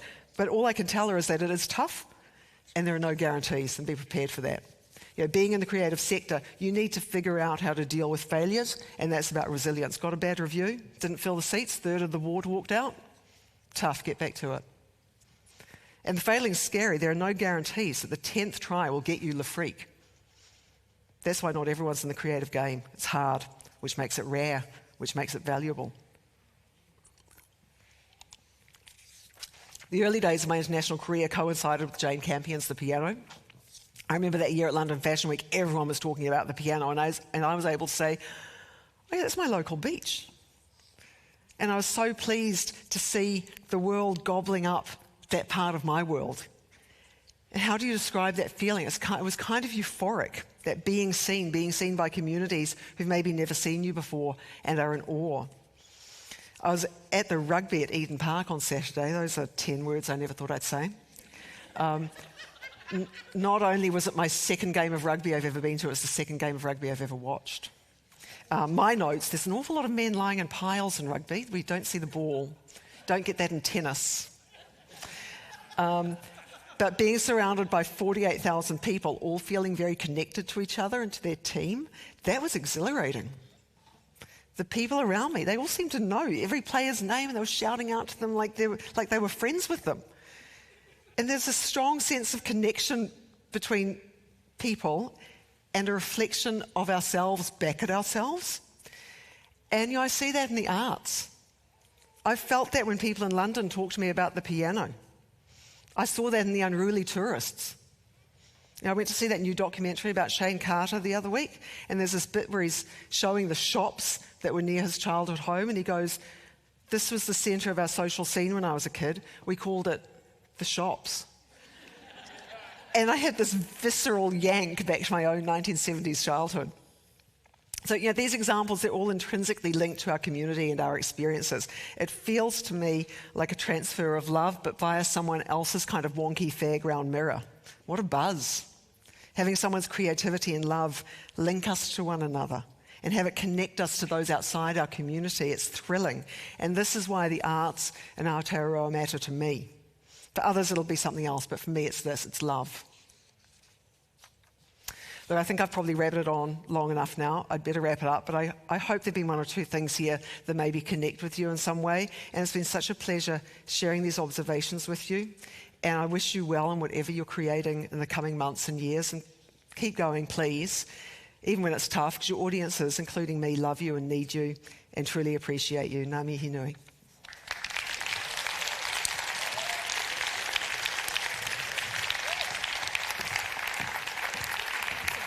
Amazing.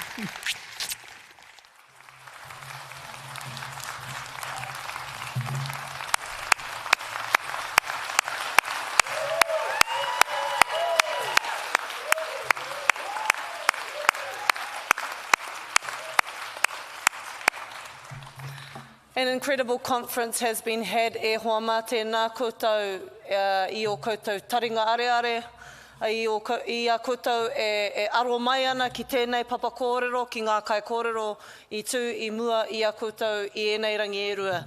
It's been an incredible time and we're almost there. We're about to start wrapping things up. But before we conclude, I'd just like to invite the incredible Paula Carr to the stage. She's got a few presentations to make before we close our kaupapa. Don't go anywhere, Ria, because this is the person that we want to acknowledge. My name's Paula Carr. I'm the Senior Manager for Māori Strategy and Partnerships, and this is my dear colleague, Claire Murdoch, Senior Manager for Arts Development Services. And we just want to thank the curators and Ria in her role as MC for this fabulous couple of days. Please help me in acknowledging their incredible contribution to this wonderful 2 days. We hope that you enjoyed the curation, the programming, the variety, lots of different perspectives, voices at the table, and you've got these two to thank. So, ngā mihi nunu kia kōrua. And so Creative New Zealand and all of us keep standing so that we can waiata to all the contributors, to Ria, to Henrietta, to ngā mana whenua, to all of those sponsors that Gretchen acknowledged at the beginning of the hui. Tūtera.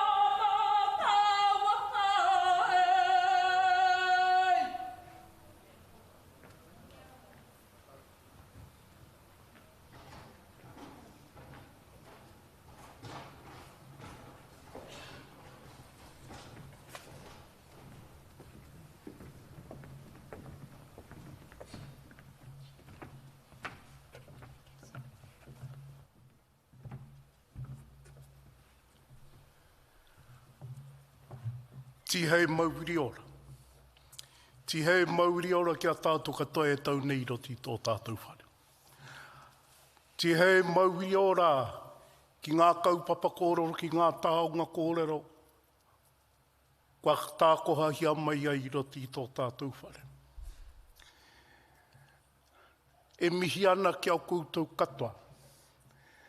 E mihi ana ki te kaupapa nāna ni tātou I karanga kia hui hui. E mihi ana rā kia koutou I haere mai ngā tōpito katoa o tēnei whenua. Whakawhiti atu rā I te moana whakakope tore o rau kawa ki te wai pounamu. O tira ki ngā motu ririki huri noa. Tēnei rā te mea. He oi kua tae tātou ki te pito whakamutunga o tēnei hui hui o tātou. Iti te kupu nui te kōrero. Ko ia tērā ko te whakatau ki iti te kupu nui te kōrero. Hoeno ko te Kaiārahi Rangatira he kōrero. Tōna tikanga kua rangi āhua te puku kai waho apito. I te nui o te hākari I roto ia Tauranga Moana. Nō reira tēnei kāmihi kia Tauranga Moana, Tauranga Tangata. Ngāti Pukenga, Ngāi Terangi, Ngāti Ranginui, Ngā Pōtiki o Tamapahoi. Tēnei kāmihi. Ladies and gentlemen, we are at the end of things, but this is merely the beginning. Iti te kupu, the word is small, nui te kōrero, but its meaning is massive.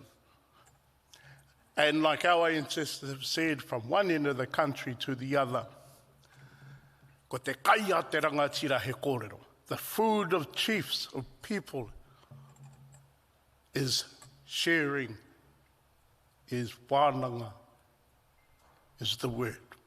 You have partaken, you have shared, and we are all the richer for it. And so we should all take the opportunity to give a round of applause for the hosting, for the home crew, for Tauranga Moana. Nō reira kia takitu mai rā tātou, ho mai te paki o Tauranga Moana me ona tanga. Ara.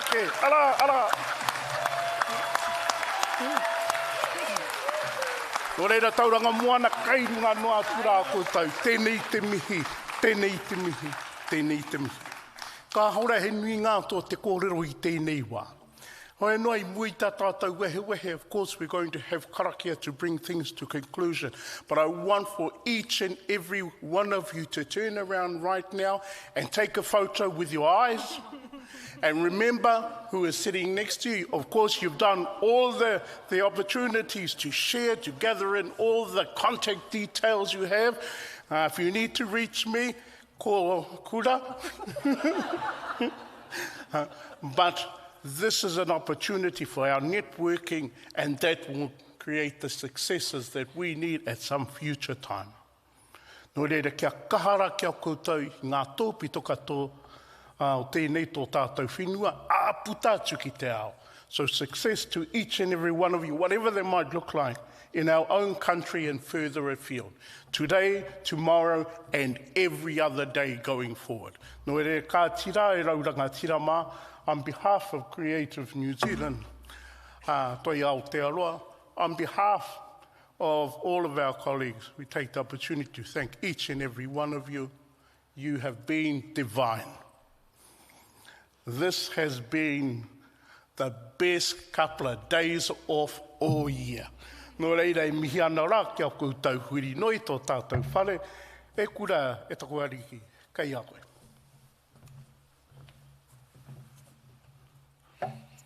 Whakamoi tai, whakamoi iaki, whakamoi tēnei matuewi, whakamoi tēnei kaupapa, whakamoi tēnei kōrero o nui te kōrero.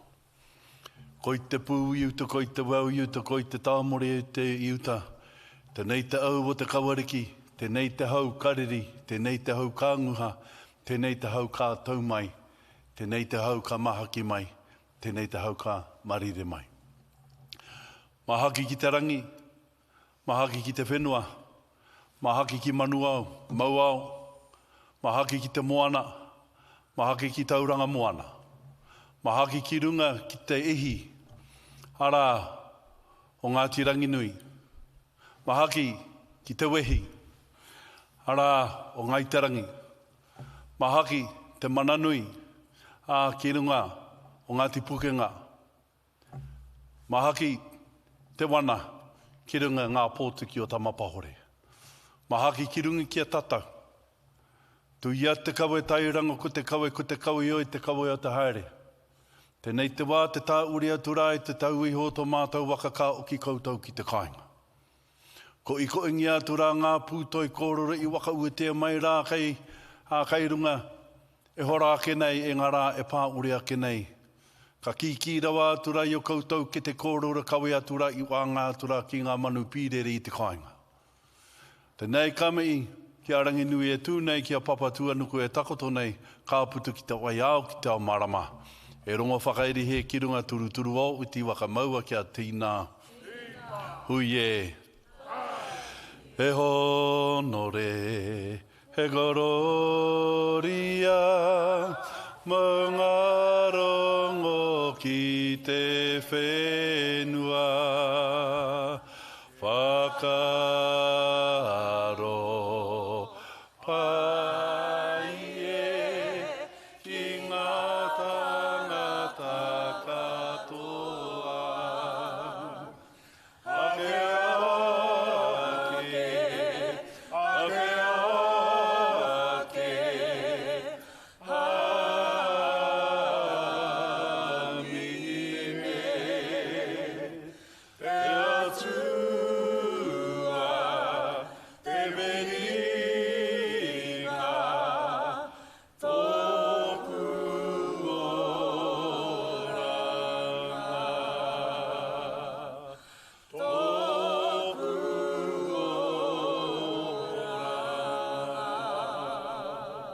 Kia ora tātou whānau. Haere ora.